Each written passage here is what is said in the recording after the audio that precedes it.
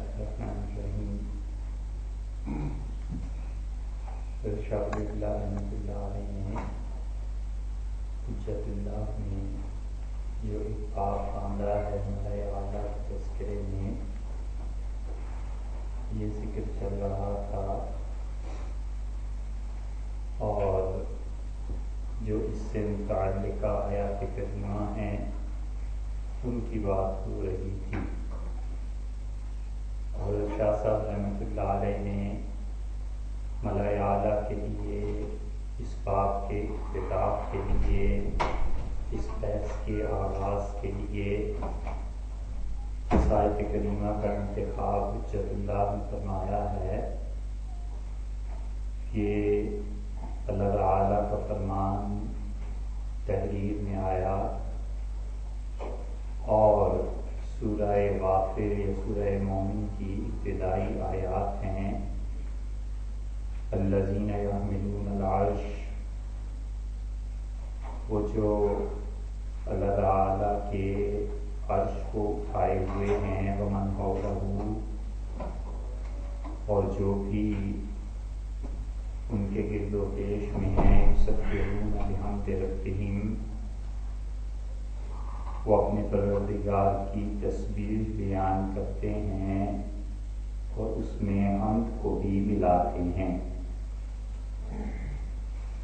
وَيُؤْمِنُونَ بِهِ، اور وہ ایمان لاتے ہیں، رکھتے ہیں اللہ تعالیٰ پر. وَيَسْتَغْفِرُونَ لِلَّذِينَ آمَنُوا، اور وہ اللہ تعالیٰ سے بخشش طلب کرتے ہیں ان لوگوں کے لیے جو ایمان لائے، اور یہ عرض کرتے ہیں کہ ربنا وسعت كل شيء رحمة وعلما، اے پروردگار ہر چیز اس کو گھیر رکھا ہے،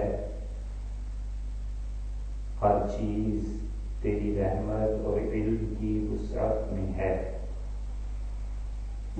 فاغفر للذین تابوا، سو اے رب مغفرت فرما دے ان لوگوں کی جنہوں نے توبہ کی، واتبعوا سبیلک، اور تیری راہ کی پیروی کی. وقہم عذاب الجحیم، اور اے پروردگار انہیں جہنم کے عذاب سے بچا. ربنا وادخلہم جنات عدن، اور اے پروردگار انہیں داخل کرتے اس جنت میں جو عدن ہے، باغات والی ہے. اور وہ ایسی جنت ہے کہ التی وعدتہم، جس کا آپ نے ان سے وعدہ کیا ہے. ومن صلح من آبائہم،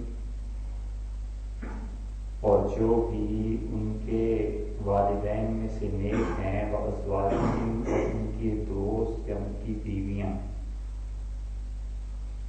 وذریاتہم، اور ان کی اولاد. انک انت العزیز الحکیم، بلا شک و شبہ اللہ آپ غالب ہیں، زبردست ہیں اس کام پہ اور حکمت والے ہیں. وقہم السیئات، اور بچا لے انہیں تکالیف سے یا گناہوں سے. ومن تق السیئات یومئذ، اور جس کو آپ نے بچا لیا قیامت کے دن کی تکالیف سے، فقد رحمتہ، بلا شبہ آپ نے اس پر بڑی مہربانی کی. وذالک هو الفوز العظیم، اور یقیناً یہی بہت بڑی کامیابی ہے. حضرت شاہ ولی اللہ رحمۃ اللہ علیہ تذکرہ کرتے ہیں ملائے اعلیٰ کا،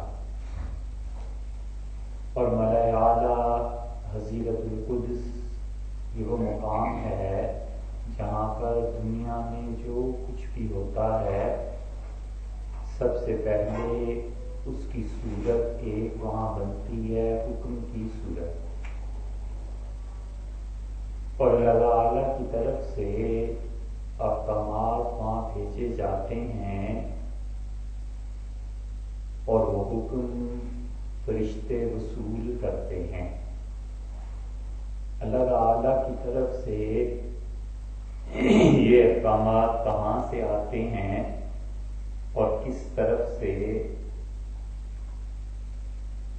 وصولی ہوتی ہے، اس بحث کا اصل محل علم کلام کی کتابیں ہیں، اور وجہ اس کی یہ ہے کہ اللہ کی ذات کسی زمانے اور مکان جگہ میں محدود نہیں ہے۔ اللہ کے لیے یہ ماننا کہ وہ فلاں زمانے میں تھا، فلاں زمانے میں ہے یا ہوگا، یہ کفر کی بات ہے، کیونکہ زمانہ خود اللہ کا پیدا کیا ہوا ہے، اور اسی طرح مکان کا ماننا کہ اللہ فلاں جگہ پر مقید ہے، ان حدود میں ہے، یہ خود کفر کی بات ہے، کیونکہ جگہ اسپیس یہ اللہ نے پیدا کی ہے، اور جس پروردگار نے یہ چیزیں پیدا کی ہیں وہ مخلوق ہے، اور یہ ممکن نہیں کہ خالق مخلوق میں سما جائے۔ وحدت الوجود اور وحدت الشہود کے حضرات میں جو بحث چھڑی ہے وہ اس وجہ سے بھی کہ وجود کی وحدت اور عالم شہود کیا یہ دونوں الگ الگ چیزیں ہیں یا ایک ہی چیز ہے؟ جب کوئی انسان علم کلام کی اونچے درجے کی کتابیں پڑھتا ہے، اور خاص طور پہ فلسفیوں کی، اور علامہ تفتازانی رحمۃ اللہ علیہ کے بعد وہ اور لوگوں کو پڑھتا ہے، اسفار الوا کو اور میر زاہد بلّہ جلال اور قاضی حمداللہ، یہ کتابیں منطق اور فلسفے کی اونچی کتابیں، تو پھر طبعاً یہ شوق بھی پیدا ہونا چاہیے کہ وہ اس سے بھی بلند تر کتابیں پڑھے، جیسے ابو علی سینا کا فلسفہ،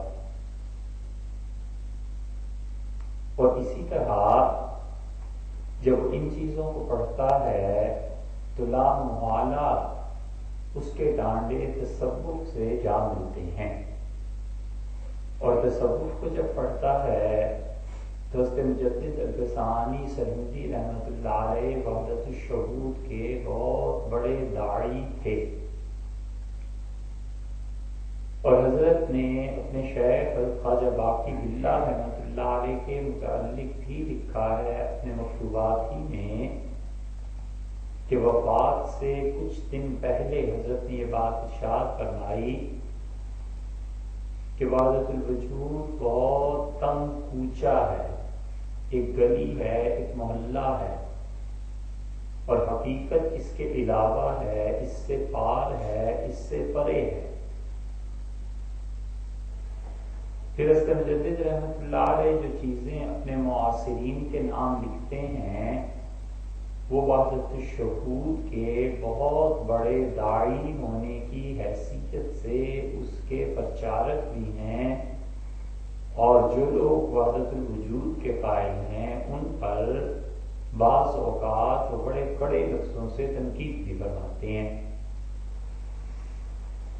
دوسری طرف وحدت الوجود ہے، اور وحدت الوجود کے بہت بڑے داعی ابن عربی ہیں رحمۃ اللہ علیہ، اور ابن عربی اور ان کے ماننے والے یہ سب کے سب توحیدی ہیں، وحدت الوجود کے قائل ہیں، اور وجود کی وحدت میں وہ اتنے زیادہ مبالغے سے کام لیتے ہیں کہ ان کے بعد ان پر بھی تنقید ہوئی اور شدید تنقید ہوئی،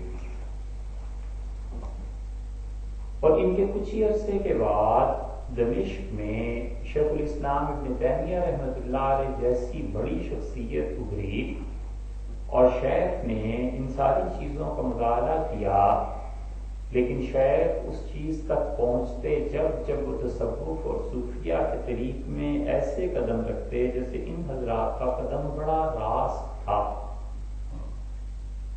اور شیخ ابن تیمیہ رحمۃ اللہ علیہ بنیادی طور پر قادری تھے، اور انہوں نے اپنے متعلق ایک جگہ خود بھی تحریر فرمایا ہے کہ ان کے پاس شیخ عبد القادر جیلانی رحمۃ اللہ علیہ کے تبرکات ہیں، اور شیخ عبد القادر جیلانی رحمۃ اللہ علیہ میں اور ابن تیمیہ رحمۃ اللہ علیہ میں کچھ ہی وقفہ ہے، 1 صدی 1.5 صدی 1.25 صدی کا ایسے کا وقفہ ہے۔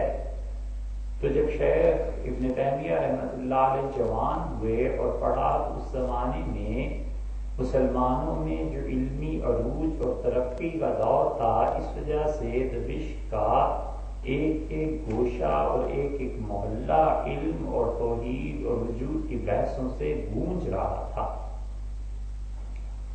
پھر ابن قیم آ گئے، اور ابن قیم نے تو رحمہ اللہ اپنے آپ کو اپنے شیخ ابن تیمیہ رحمۃ اللہ علیہ میں اتنا فنا کر دیا تھا، وہ اتنے فنا ہیں کہ یہ کئی مرتبہ یہ چاہا کہ ان کی شخصیت کیا تھی اس پہ الگ سے کچھ پڑھیں، کچھ پڑھنے کو نہیں ملتا۔ جو کچھ ملتا ہے ابن تیمیہ کے ضمن میں ملتا ہے کہ ابن قیم کوئی چیز تھے، ورنہ انہوں نے اپنے آپ کو مکمل طور پر اپنے شیخ کے علوم کے لیے وقف کر دیا تھا۔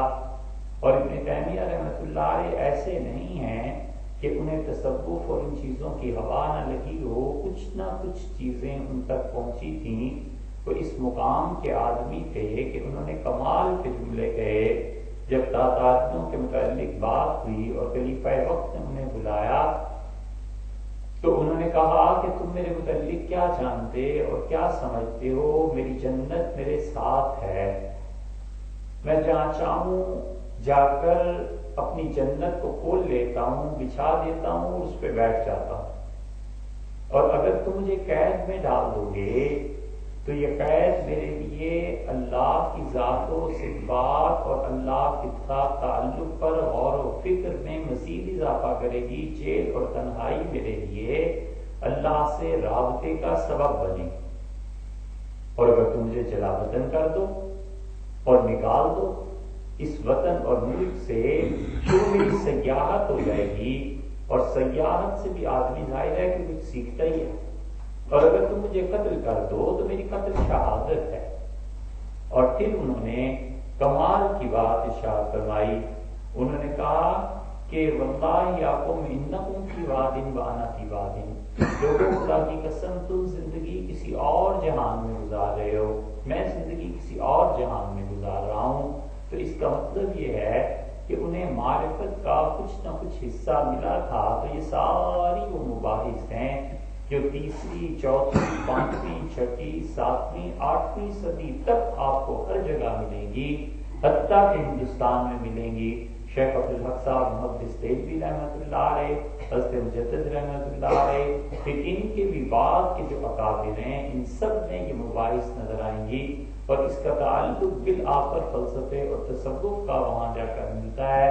اب یہ ملائے اعلیٰ کیا ہے؟ ایک تیسرا گروہ پھر پیدا ہوا، مناسب ہے کہ پھر اس کا بھی تذکرہ ہو، اور وہ لوگ تھے جنہوں نے ابن عربی اور حضرت مجدد رحمۃ اللہ علیہ کی ان چیزوں میں تطبیق کی کوشش کی، اور انہوں نے کہا کہ یہ صرف نزاع لفظی ہے، وگرنہ حقیقت ایک ہے، وحدت الوجود میں اور وحدت الشہود میں کچھ فرق ہے۔ اور اس مکتبہ فکر میں خود حضرت شاہ ولی اللہ رحمۃ اللہ علیہ شاہ ولی اللہ رحمۃ اللہ علیہ نے ایک کتاب مستقل اس موضوع پر لکھی ہے، اور یہ ثابت کرنا چاہا ہے کہ وحدت الوجود اور وحدت الشہود ایک ہی چیز ہے۔ پھر ان کے بعد ان کے بیٹے شاہ رفیع الدین صاحب رحمۃ اللہ علیہ نے اس سلسلے میں قدم اٹھایا ہے، لیکن آگے چل کر وہ فکر پھیل نہیں سکی غالباً، اور وحدت الوجود اور وحدت الشہود کے داعی الگ الگ رہے۔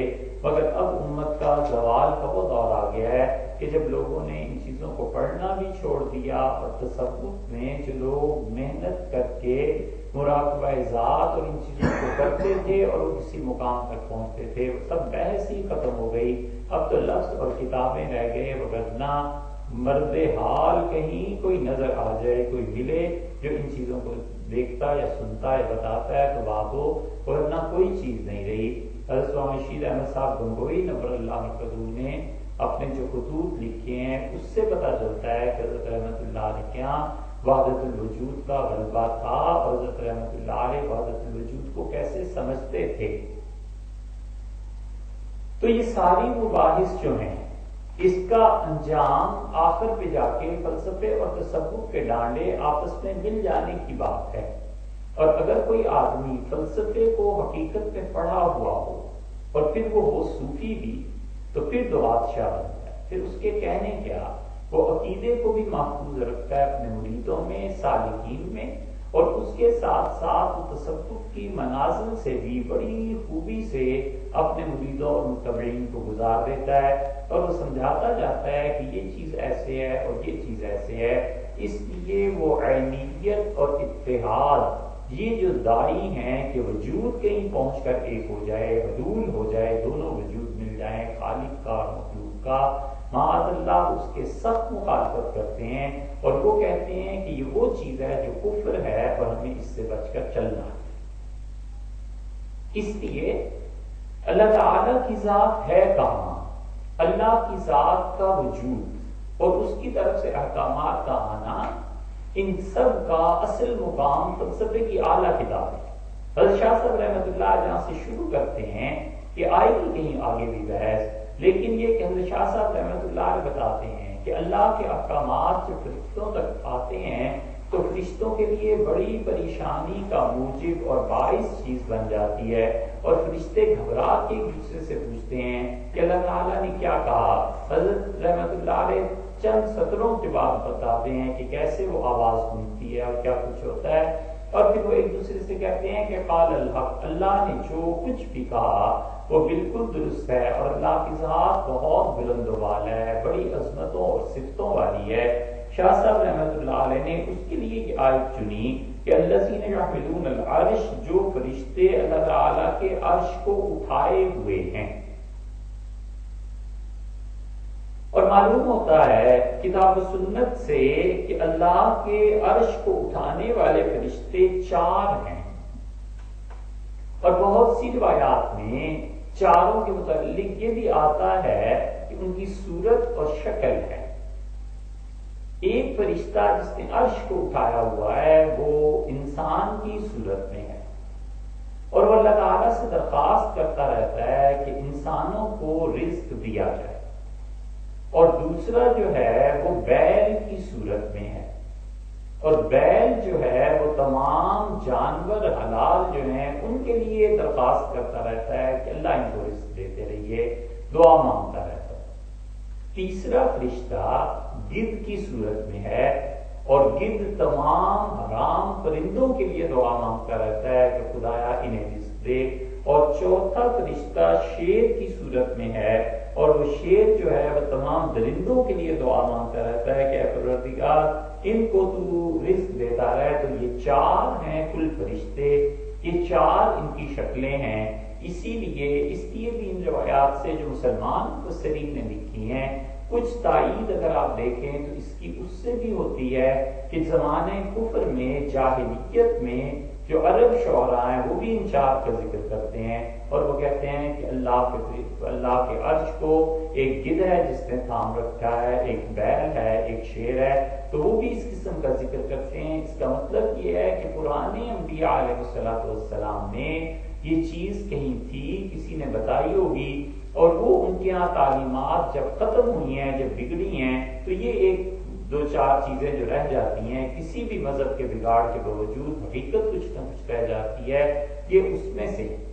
اور اس سے بھی دلچسپ بات یہ ہے کہ آپ اگر ہندو میتھالوجی کا مطالعہ کریں اور ہندوؤں کے یہاں ہندوستان میں، تو آپ دیکھیں گے ہندو جو بت بناتے تھے خدا کے لیے جس چارپائی کا وہ تصور دیتے ہیں، ان کے ہاں بھی بیل نے اٹھایا ہوا ہے اور شیر نے اٹھایا ہوا ہے۔ اس کا مطلب ہے ہندوستان میں جب انبیاء علیہ السلام آئے تھے کسی دور میں، وہ یہاں لوگوں کو بتاتے رہے ہوں گے، پھر اس کے بعد ان کی تعلیمات کا مسخ شروع ہوا، اور ہوتے ہوتے وہ چیزیں ختم ہو گئیں، اور وہ تھوڑی بہت حق کی باتیں جو ہندو مت میں بھی باقی رہ گئی یا کسی مذہب میں بھی باقی رہ ہی جاتی ہیں، وہ یہ چیزیں تھیں جو اس طرح بھی تو پوری دنیا میں، کل جگ میں یہ خبر عام تھی کہ اللہ کے عرش کو 4 فرشتوں نے اٹھایا ہوا ہے، اور یہی وہ خدا کا عرش ہے جو قیامت کے دن 8 فرشتے اٹھا لیں گے۔ اور اللہ نے فرمایا کہ یحمل عرش ربک، اور تیرے پروردگار کا عرش کہ اس دن قیامت کے دن 8 فرشتے اتاریں گے اس زمین پہ۔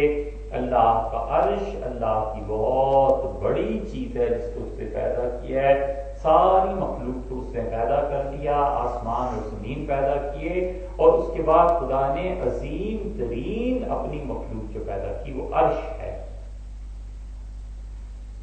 یہ عرش جو ہے یہ زندہ ہے، ایسے نہیں ہے کہ جیسے یہ پتھر ہیں، اس عرش میں زندگی ہے۔ کہیں آئے گی بحث تو وہاں بات کریں گے کہ اس کے دلائل کیا ہیں، لیکن اس عرش میں زندگی ہے، یہ عرش دیکھتا ہے، یہ عرش محسوس کرتا ہے۔ عرش سے مراد، عرش عام طور پہ عربی میں چارپائی کو کہتے ہیں۔ بہت بڑی مصیبت یہ ہے کہ عالم غیب کے حقائق کے لیے ہماری زبانیں تنگ ہیں، ہماری زبانوں میں الفاظ نہیں ہیں۔ عالم غیب کی کیا تشریح کرے؟ کوئی آدمی پوچھے کہ زرد رنگ کیا ہوتا ہے تو اسے دکھایا جا سکتا ہے کہ یہ زرد رنگ اس کو کہتے ہیں، وہ کہ زرد کی تشریح کرو کہ کیا ہوتا ہے۔ اب زرد کی تشریح کون کرے؟ بڑی مشکل ہے۔ بہت سے حقائق ایسے ہوتے ہیں کہ ان کی تشریح انسان کے لیے کرنا زبان کی تنگی درمیان میں آ جاتی ہے، زبان اس کا ساتھ نہیں دیتی، پھر لوگ ترجمہ کرتے ہیں، اور ترجمہ وہ ایسی ہے جیسے شاید پہلے بھی عرض کیا تھا کہ دادا نانا بڑھاپے میں موٹاپا آ جائے تو اپنے چھوٹے پوتے سے کہتا ہے کہ میری کمر پہ خارش کرو، تو پوتا کمر پہ خارش کرنے لگتا ہے تو دادا کہتا ہے تھوڑا سا نیچے، پھر وہ کہتا ہے تھوڑا سا اوپر، ارے نہیں ادھر، ارے نہیں ادھر۔ وہ عین جس موقع پہ خارش ہو رہی ہوتی ہے وہاں نہ پوتے کا ہاتھ پڑے نہ دادا سے جان چھوٹے۔ ترجمہ بھی یہی ہو جاتا ہے، بس وہ ترجمہ گھیر دھار کے ان الفاظ کو اس کے قریب لانے کی ایک کوشش ہے، باقی وہ روح میں منتقل ہو جائے جو اصل لفظ میں ہے بہت مشکل ہے۔ جب تک کہ کسی انسانوں کو دونوں زبانوں پر، اور دونوں زبانیں کس معانی میں استعمال ہوتی ہیں، مکمل طور پہ اختیار نہ ہو یا اس کو کمانڈ حاصل نہ ہو، تب تک بڑا مشکل ہو جاتا ہے، تو پھر وہ ترجمہ کر دیتے ہیں۔ ترجمے میں یہی مصیبت ہے کہ ترجمہ غیب کے حقائق کو نہیں بیان کر سکتا۔ اسی لیے ایک سائنٹسٹ ہے اور وہ اس نے بڑی اچھی بات کہی، ساری سائنس کی باتیں کرنے کے بعد وہ کہتا ہے کہ جو حقیقی علم ہے نا اس کی ابھی ہمیں ہوا نہیں لگی، یہ تو مظاہر ہیں جن کو ہم دیکھ رہے ہیں، اشیاء کی حقیقت کو جاننا یہ اب تک ہماری دسترس میں نہیں آ سکتا۔ اشیاء کی حقیقت کو جاننا اور اشیاء کی حقیقت کا کھل جانا بہت بڑی بات ہے، بہت بڑی بات ہے۔ آدمی کو اگر سمجھ آ جائے تو گنگا ہو جاتا ہے، پھر بول نہیں سکتا کہ اشیاء کی حقیقت کیا ہے۔ مثلا یہ ایک عمارت ہے، اس عمارت کی کیا حقیقت ہے؟ اس عمارت میں ایک روح ہے، اور وہ روح کبھی اس کی نکل جائے تو ایک آدمی دیکھتا ہے اور کہتا ہے کہ عمارت تو مر گئی، ختم ہو گئی، اور ہوتا یہ ہے کہ اس عمارت کا مالک مر جاتا ہے۔ جس عمارت کے ساتھ اس مالک کا ربط و ضبط تھا، وہ مالک جب ختم ہو گیا تو اس سے روح ختم ہو گئی، یعنی اپنے مصرف میں بیکار ہو گئی۔ کبھی کبھی ایسے ہوتا ہے کہ اس کی روح نکلی ہوئی کسی کو نظر آتی ہے اور وہ کہتا ہے کہ یہ کیا چیز ہے۔ اب وہ جب یہ کہتا ہے کہ یہ کیا چیز ہے تو اس کا مطلب یہ ہے کہ اس چیز کی روح نکلی ہوئی ہے، وہ عمارت کچھ دن میں گر جاتی۔ تو اشیاء کے حقائق بڑا مشکل ہے۔ تو اللہ کے وہ فرشتے جو 4 ہیں جنہوں نے عرش کو اٹھا رکھا ہے، قیامت کے دن یہی خدا کے فرشتے 8 ہو جائیں گے، اور عرش وہ خود دیکھتا ہے، عرش میں زندگی ہے، عرش محسوس کرتا ہے۔ عرش کے قرب و جوار میں جو مکھیاں ہیں، مکھیوں جیسی بنبناہٹ جہاں پیدا ہوتی ہے، فرشتے ہیں، مکھیاں تو نہیں فرشتے، لیکن ان کی آواز ایسے گونجتی ہے تو عرش اس آواز کو سنتا ہے۔ حضور صلی اللہ علیہ وسلم نے فرمایا کہ جو تم لوگ سبحان اللہ اور الحمدللہ کہتے ہو، یہ تمہارے جملے جا کر اللہ کے عرش کے گرد بیٹھ جاتے ہیں، طواف کرتے ہیں، وہاں اٹھتے ہیں، اور وہاں ان کی ایسی گونج پیدا ہوتی ہے جس طرح کے شہد کی مکھیوں کی گونج ہوتی ہے، اللہ کا عرش اتنی بڑی چیز ہے، اتنی بڑی مخلوق ہے کہ ابن عربی رحمۃ اللہ کا خیال یہ ہے اور بہت سے لوگوں کا کہ وہ کہتے ہیں عالم خلق بس یہاں سے شروع ہوتا ہے اور عالم عرش تک، اور عالم عرش سے اوپر سب عالم امر ہے۔ وہ ایسا جہان ہے جہاں دن اور رات کا تصور نہیں، وہ ایسا جہان ہے جہاں زمانے کا تصور نہیں، وہاں مکان کا تصور نہیں، اور لامکانیت اور بغیر زمانے کی کسی جگہ پر پہنچ جانا کہ بہت بڑی چیز ہے جو انسان اور خاص طور پہ عام انسان کی بالکل سوچ اور اس کی گرفت سے بھی باہر ہے۔ تو اللہ نے کہا کہ اس کا عرش اٹھائے ہوئے ہیں کون؟ 4 فرشتے۔ اور یہاں پر یہ فرمایا کہ خدا کا عرش تھامے ہوئے، کون تھامے ہوئے ہیں؟ خدا کے فرشتے۔ اب وہ کتنے ہیں؟ حدیث میں آ گیا کہ وہ 4 ہیں۔ وَمَنْ حَوْلَهُ، اور جو ان کے ارد گرد ہیں۔ اب یہ جو ان کے ارد گرد فرشتے ہیں، عرش کے ارد گرد جتنے بھی فرشتے ہیں، انہیں کروبی کہتے ہیں۔ کروبیہ تو کرب سے نکلا ہے، اور کرب کہتے ہیں تکلیف کو، دکھ کو، پریشانی کو۔ تو وہ انسانوں کے گناہ دیکھ کے پریشانی محسوس کرتے ہیں، انسانوں کی نالائکیاں دیکھ کے وہ فرشتے کڑتے ہیں، اس لیے انہیں کروبی کہا جاتا ہے۔ یا کروبی اصل میں لفظ قاف تھا 2 نقطوں والا، اور پھر آہستہ آہستہ وہ ایک کشش والے کاف میں تبدیل ہو گیا، تو انہیں کروبی اس لیے کہا جاتا ہے کہ وہ قرب میں ہیں، اب تعالیٰ شانہ کا بہت خاص قرب ہے وہاں۔ یہ عرش جو ہے اس پہ اللہ کی تجلیات پڑتی ہیں، اور سب سے قوی تجلی ہمارے اساتذہ کہتے تھے کہ اللہ کے عرش پر جو پڑتی ہے وہ اللہ کی رحمانیت کی تجلی ہے۔ ایک ہمارے استاد تھے اور انہوں نے مارتون بابا ان سے فلسفہ پڑھا تھا، اور وہ اپنے زمانے میں فلسفے کے امام تھے۔ تو وہ جب تشریح کرتے تھے الرحمن علی العرش استویٰ، تو وہ کہتے تھے کہ عرش پر اللہ تعالیٰ کے جس نام کی سب سے قوی اور زبردست تجلی پڑتی ہے وہ ہے وہ چیز رحمان۔ تو رحمانیت کی تجلی چونکہ وہاں پڑتی ہے، اس لیے اس کو اس کے ساتھ منسلک کر دیا گیا کہ رحمان کی تجلی یعنی اللہ تعالیٰ کی ذات پاک کی تجلیات جو رحمت کی ہیں وہ اس جگہ پر پڑتی ہیں۔ تو اس لیے وہ بہت بڑی چیز ہے جس کو لوگ عالم کشف میں دیکھتے ہیں تو وہ گنگ ہو جاتے ہیں، حیران رہ جاتے ہیں کہ یہ کیا چیز ہے، بات نہیں کر سکتے، اندر گنگا ہو جاتے۔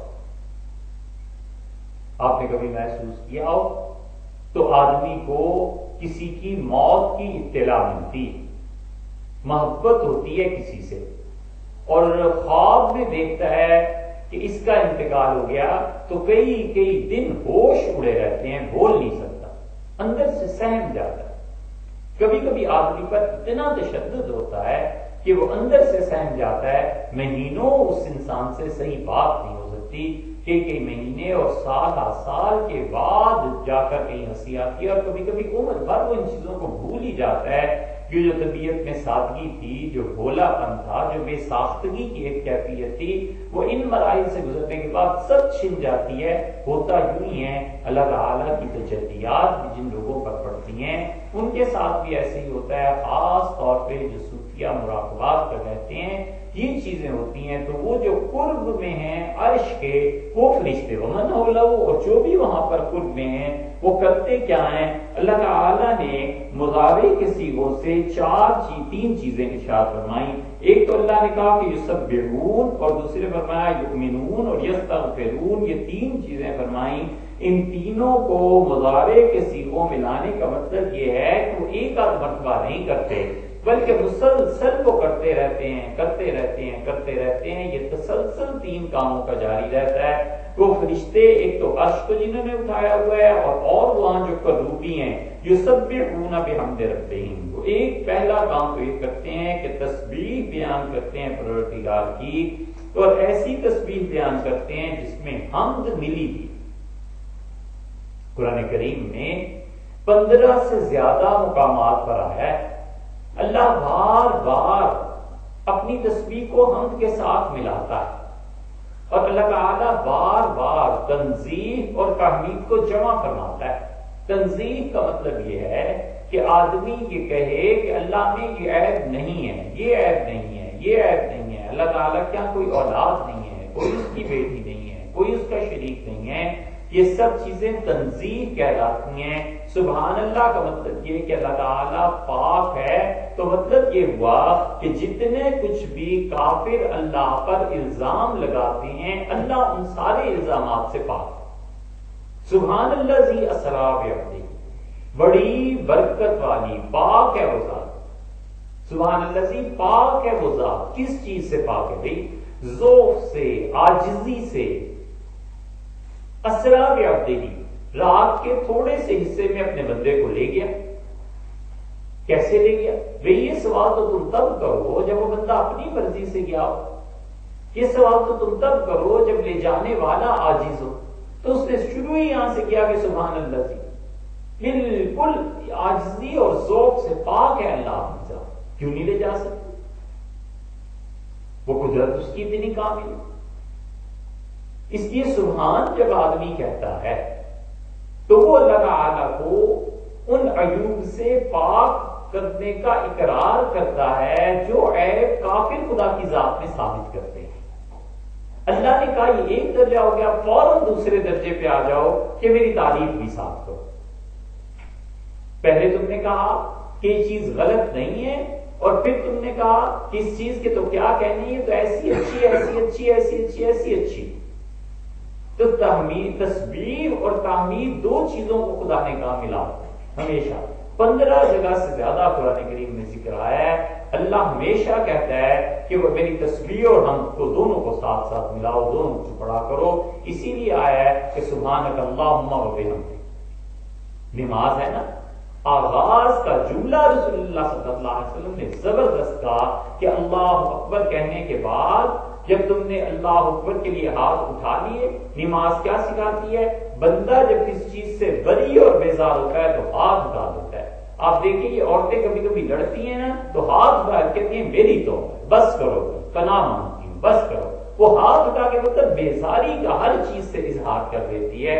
یہ وہ چیز ہے کہ بندہ ہاتھ اٹھاتا ہے اللہ اکبر، یعنی اے اللہ ساری دنیا ساری کائنات سے بیزار ہوں، صرف تیری عظمت کا اقرار کرتا ہوں۔ اور آغاز جہاں سے ہے سنت موقدہ سے، اور وہ سبحانک اللہم و بحمدک، اللہ تسبیح بیان کرتا ہوں تیری، ساری مخلوق جو تجھ پہ عیب باندھتی ہے، بہتان سب کے سب غلط ہیں، و بحمدک، اور اللہ تیری حمد بیان کرتا ہوں، تیری تعریف بیان کرتا ہوں۔ ایک غلام اور ایک نوکر کا یہی کام ہونا چاہیے اور بندہ وہی کرتا ہے۔ اسی لیے قرآن بار بار کہتا ہے یسبحون بحمدہ، اور وہ فرشتے کیا کرتے ہیں؟ اللہ نے کہا تسبیح کے ساتھ حمد بھی بیان کرتے ہیں۔ فسبح بحمد ربک حین تقوم، اور جب تم کھڑے ہوا کرو رات کو اللہ کے حضور میں، ایک تفسیر یہ بھی ہے کہ یہ کہ جب تم عام زندگی میں کھڑے ہوا کرو حین تقوم، اللہ کے دین کی طرف دعوت دینے کے لیے، تبلیغ کا کام کرنے کے لیے، تو اللہ کی تسبیح بیان کیا کرو حمد کے ساتھ، تاکہ خدا کی طرف سے جو غیر معمولی خوشی ہے اور خدا کی طرف سے جو مہربانیاں ہیں تم پہ نازل ہوں۔ اسی لیے بخاری کی آخری حدیث آ گئی کہ دو کلمے، دو جملے ایسے ہیں جو پڑھنے میں آسان ہے اور وزن میں بہت زیادہ ہے، سبحان اللہ و بحمدہ سبحان اللہ العظیم۔ قرآن بار بار کہتا ہے، فرشتوں نے کہا کہ آپ ان کو پیدا کر رہے ہیں اور یہ جا کر زمین میں فساد کریں گے، یہ وہ کریں گے۔ اللہ تعالیٰ نے فرمایا عالم ولا تعلمون، وہ بات جانتے ہیں جو تم نہیں جانتے ہو۔ پھر آدم علیہ السلام سے کہا ذرا ان سے نام پوچھو، تو وہاں بھی آیا ہے قالوا سبحانک، انہوں نے کہا اللہ کی ذات پاک ہے، اور وہاں بھی انہوں نے حمد ملائی کہ اللہ کی ذات پاک ہے اور تعریفیں آپ کے لیے۔ یہی اللہ کے عرش کے فرشتے کرتے ہیں، یسبحون بحمد ربہم، وہ اپنے پروردگار کی تسبیح بیان کرتے ہیں حمد کے ساتھ۔ اسی لیے قرآن میں ایک اور جگہ بھی آیا ہے، اب دیکھیں نا، والملائکۃ یسبحون بحمد ربہم، اور اللہ کے فرشتے یہ جب بادل گرجتے ہیں، گونج پیدا ہوتی ہے، بجلیاں کونتی ہیں اور کڑک پیدا ہوتی ہے اور بجلی گرتی ہے زمین میں کہیں نہ کہیں، اللہ نے کہا یسبحون بحمد ربہم، وہ اپنے پروردگار کی تسبیح اور حمد ملا کر بیان کرتے ہیں۔ والرعد، اور ہمارا فرشتہ رعد جو ان بادلوں میں ہوتا ہے وہ بھی خدا کی تسبیح اور حمد بیان کرتا ہے۔ یہ ہر جگہ تسبیح اور حمد ملے ہوئے جو ملتے ہیں، اسی لیے فسبح بحمد ربک قبل طلوع الشمس وقبل غروبها، اور اپنے پروردگار کی حمد اور تسبیح دونوں ملا کر پڑھا کرو، قبل طلوع الشمس، سورج کے طلوع ہونے سے پہلے۔ صبح صادق سے پہلے، یعنی رات کو تہجد کے وقت میں اگر آنکھ کھل جائے تو اس وقت بھی سبحان اللہ و بحمدہ پڑھا کرو بھائی۔ اور کب قبل غروبیہ، اور سورج کے ڈوبنے سے پہلے عصر کی نماز پڑھ کے اللہ نے کہا اس وقت بھی میری ایسی تسبیح حمد ملا کر بیان کیا کرو۔ اسی لیے تابعین کہتے ہیں کہ ہم صحابہ کرام رضی اللہ عنہ کے دور میں مسجدوں میں جاتے تھے تو لوگ چوک در چوک اپنے کام وام بند کر کے عصر کے بعد آہستہ آہستہ مسجدوں میں بیٹھنا شروع ہو جاتے تھے، اور جب ہم پہنچتے تھے تو ہم نے کئی بار صحابہ رضی اللہ عنہ کو دیکھا کہ مسجد میں شہد کی مکھیوں جیسی گونج ہوتی تھی، اور آہستہ آہستہ آہستہ آہستہ ہر آدمی اللہ کی تسبیح اور حمد بیان کر رہا ہوتا تھا۔ اس لیے کہ یہ جملے بہت عظیم ہے کہ اللہ کی تسبیح اور حمد، سبحانک اللہم و بحمدک، سبحان اللہ و بحمدہ۔ قرآن بار بار کہتا ہے کہ تہجد میں بھی سورج نکلنے سے پہلے، رات شام کو ڈوبنے سے پہلے، دیکھو دونوں وقتوں میں اللہ کی تسبیح اور حمد بیان کیا کرو، اس لیے کہ رات کا دن میں تبدیل ہونا اور دن کا رات میں تبدیل ہونا یہ کوئی معمولی سی چیز نہیں ہے، بہت بڑی چیز ہے۔ اگر کسی انسان نے اس سارے نظام کو پڑھا ہو کہ کیسے سورج ڈوبتا ہے، یا ہم جسے سمجھتے ہیں ڈوبنا، عرف عام میں یہ کیا ہوتا ہے، اندھیرا کیسے آتا ہے، تاریکی کیسے غالب آنا شروع ہو جاتی ہے، یہ کائنات میں بڑی عظیم تبدیلیاں ہیں، اللہ تعالیٰ اس کو بار بار لاتا ہے اور کہتا ہے کہ میرے ہونے پہ یہ سورج اور چاند اور یہ سب چیزیں ہیں۔ تو یہ کہا ایک چیز تو یہ کرتے ہیں کہ یسبحون بحمد ربہم، اللہ کے وہ فرشتے جنہوں نے عرش اٹھایا ہوا ہے اور جو اس کے قرب و جوار میں ہیں، یہ سب کے سب تسبیح بیان کرتے ہیں حمد ملا کر، یعنی مسلسل پڑھے جا رہے ہیں پڑھے جا رہے ہیں پڑھے جا رہے ہیں۔ وَيُؤْمِنُونَ بِهِ، اور اللہ کی ذات پر ایمان لاتے ہیں، ایمان رکھتے ہیں۔ زمخشری نے اس آیت کو بہت زبردست سمجھا ہے۔ سوال یہ ہے وہ معتزلی کیا کریں؟ اصول میں معتزلی ہے یہ زمخشری، اور فروع میں حنفی ہے، پکا حنفی ہے، اتنا پکا حنفی ہے کہ زندگی میں آخری دور میں سب کچھ بیچ باچ کے امام ابو حنیفہ رحمۃ اللہ علیہ کے مزاج پہ جا کے بیٹھتے، ساری کتابیں وقف کر۔ اور معتزلی اتنا بڑا معتزلی تھا یہ کہ معتزلہ کا امام تھا اپنے زمانے میں، یہ جاتا تھا جب تو بیت اللہ کا دروازہ اس کے علم کی وجہ سے کھول دیا جاتا، اور بڑے بڑے لوگ طواف کر رہے ہوتے تھے، اور یہ بیت اللہ کے دروازے کے دونوں جو پٹیاں پکڑ لیتا تھا اور کہتا تھا کہ میں معتزلہ کا پیروکار ہوں اور میں معتزلہ کا امام ہوں، اور تم اہل سنت میں کوئی ایک آدمی آئے اور مجھ سے بات کرے۔ لوگ سنتے تھے اس کا کام۔ اسی لیے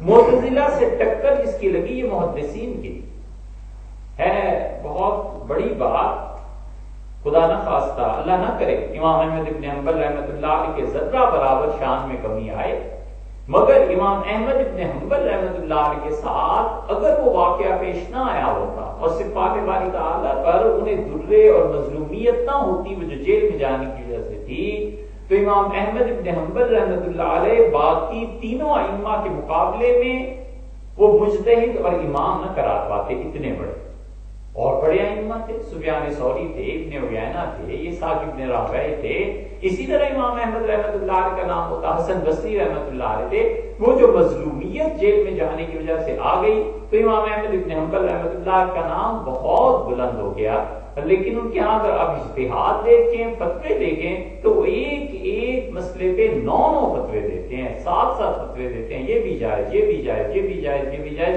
جتنی احادیث آ گئی ان کا یہ حدیث صحیح ہے، یہ بھی جائز، یہ حدیث صحیح ہے، یہ بھی جائز ہے۔ اجتہاد کا جو بلند پایا امام ابو حنیفہ اور امام مالک رحمۃ اللہ علیہ کیا نظر آتا ہے، وہاں اس درجے میں نظر نہیں آتا۔ تو امام احمد ابن حنبل رحمۃ اللہ علیہ محدثین کے امام، ادھر معتزلہ نے انہیں پہنچائی تکلیفیں، اور پھر مصیبت یہ ایک درمیان میں آ گئی کہ جتنے یہ معتزلی تھے، کیونکہ امام ابو حنیفہ رحمۃ اللہ علیہ کا اپنا مسلک عقل کے قریب تھا، امام صاحب رحمۃ اللہ علیہ بڑے مجتہد تھے، عقل کی بات کرتے تھے، ادھر سے معتزلہ ہمیشہ عقل کا پرچم اٹھائے ہوئے تھے، تو اس لیے کتنے ہی ایسے لوگ تھے جو اپنے اصل عقیدے کے اعتبار سے معتزلی تھے، فروع میں حنفی۔ ٹکر ان کی محدثین کے ساتھ لگی، تو محدثین نے جہاں رگڑا دیا معتزلہ کو، حنفی بیچارے بھی اس کی لپیٹ میں آ گئے۔ اسی لیے وہ حنفیوں سے کئی جگہ پر جو محدثین بیزار نظر آتے ہیں، اس کی وجہ در حقیقت یہ ہے کہ احناف میں معتزلی تھے، احناف کے کئی قاضی تھے جن پہ معتزلہ کا اثر تھا، اور معتزلہ ہمیشہ عقل کے امام رہے۔ اس عقل کی امامت کی وجہ سے انہوں نے خدا کی توحید میں وہ چیزیں کہیں جو مناسب نہیں تھی، ناروا تھی۔ اور معتزلہ ہونے میں آپ اپنے یہاں دیکھیں تو امام کرخی رحمۃ اللہ علیہ جو حنفی فقہا کے امام ہیں، کرخی رحمۃ اللہ علیہ کے یہاں معتزلہ کا اثر ہے۔ کہ ابو بکر جساس رازی رحمۃ اللہ علیہ، یہ تو کئی مسائل ہیں جن میں معتزلیوں کے ساتھ ہیں۔ معتزلہ جادو مانتے ہی نہیں، ہم کہتے ہیں جادو کوئی چیز نہیں ہوتا، یہی امام کرخی رحمۃ اللہ علیہ کا مسلک ہے۔ معتزلہ یزید پہ لعنت کے قائل تھے، یہی ادھر بھی مسلک آیا ہے، جس کی تو اور بھی وجوہ تھی، لیکن ایک وجہ یہ بھی تھی۔ اسی طرح معتزلہ اللہ تعالیٰ کا قیامت میں رویت کا انکار کرتے تھے کہ خدا کو قیامت میں نہیں دیکھا جائے گا۔ اسی سے یہ معتزلہ کو اصل میں جذب کیا ہے شیعہ۔ اب تو وہ شیعہ دیکھنے میں بھی نہیں آتے جو اصول کی مباحث جانتے ہو، وگرنہ یہ اصول کی مباحث جب کرتے تھے شیعہ تو اللہ کی توحید میں بڑی زبردست ان کی اپروچ تھی، بہت زیادہ۔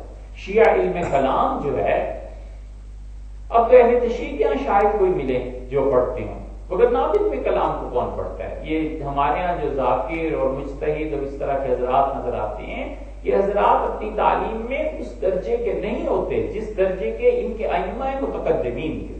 ائمہ متقدمین نے اہل تشریح میں سے اپنا مسلک لیا تھا معتزلہ سے، اور معتزلہ وہ بھی عقل کے امام، یہ بھی عقلیات کے۔ اسی لیے جب روایت باری تعالیٰ کا مسئلہ اٹھا کہ قیامت میں اللہ کو دیکھنا ہوگا یا نہیں ہوگا، اہل سنت والجماعت نے کہا دیکھنا ہوگا۔ سارے اہل سنت ایک طرف ہو گئے، اور ان کے مقابلے میں معتزلہ تھے، معتزلہ نے کہا اللہ کی رؤیت بالکل نہیں ہوگی۔ اور اسی طرح وہ آ گئے کچھ شیعہ، تو معتزلہ اور شیعہ چونکہ ایک دوسرے سے متاثر اور شدید متاثر تھے، اس لیے شیعہ نے بھی انکار کر دیا۔ اب کسی اچھے بڑے آدمی سے پوچھیں کہ اللہ تعالیٰ کی رؤیت قیامت میں، اگر وہ شیعہ ہے واقعی پڑھا لکھا، وہ کہتا ہے نہیں۔ ہم نے سرگودا میں گلکو صاحب سے پوچھا، ہم ان کی خدمت میں حاضر ہوئے اور عقیدے اور علم کلام کی بات چیت چلی، تو ہم نے ان سے عرض کیا کہ آپ کا کیا مسلک ہے قیامت میں رؤیت باری تعالیٰ؟ انہوں نے کہا بالکل نہیں ہوگی۔ تو کہنے کہ آپ لوگوں کا مسلک تو یہ ہوگی، میں نے کہا جی ہمارا مسلک یہی ہے۔ تو یہ سب چیزیں جو ہیں وہ معتزلہ سے آئی۔ معتزلہ میں زمخشری کا بڑا مقام تھا، زمخشری نے یہاں پر مجسمہ پہ رد کیا ہے۔ اللہ کے لیے جو جسم کے قائل ہیں نا کہ عرش پہ اللہ تعالیٰ ہے، یہ فتنہ اب اٹھ رہا ہے پھر امت میں، اور اس فتنے کو اٹھانے والے سارے وہ ہیں جنہیں تیل کی دولت ملی ہوئی ہے، دنیا بھر میں پرچار کر رہے ہیں کہ اللہ عرش پہ ہے، اللہ تعالیٰ عرش پہ قائم ہے، حتیٰ کہ اب کتاب ایسی چھپ گئی معاذ اللہ استغفر اللہ کہ اللہ تعالیٰ کرسی اور عرش پہ بیٹھا ہوا ہے اوپر آسمانوں سے۔ یہ سب کی سب چیزیں جو آ رہی ہیں، یہ ہے وہ وہابیت کا نقصان جو امت کو اٹھانا پڑا ہے۔ وہابیوں نے جو تحریک چلائی تھی محمد بن عبد الوہاب نے، اس کے جو برے اثرات امت پر پڑے ہیں، اور دیوبندیت میں جو دراڑیں پڑی ہیں، ان میں سے ایک دراڑ یہ ہے کہ ہمارے دیوبندی حضرات میں بہت سے لوگوں نے بغیر تحقیق کے ان وہابیوں کا مسلک قبول کر لیا۔ نتیجہ یہ نکلا کہ وہ اولیاء اللہ کی توہین پہ آ گئے، نتیجہ یہ نکلا کہ انہوں نے توسل کا انکار کر دیا، نتیجہ یہ نکلا کہ حضور اقدس صلی اللہ علیہ وسلم کی حیات طیبہ ہے یا نہیں ہے، اس کا انکار ہو گیا، عذاب قبر ہے اس کا انکار ہو گیا۔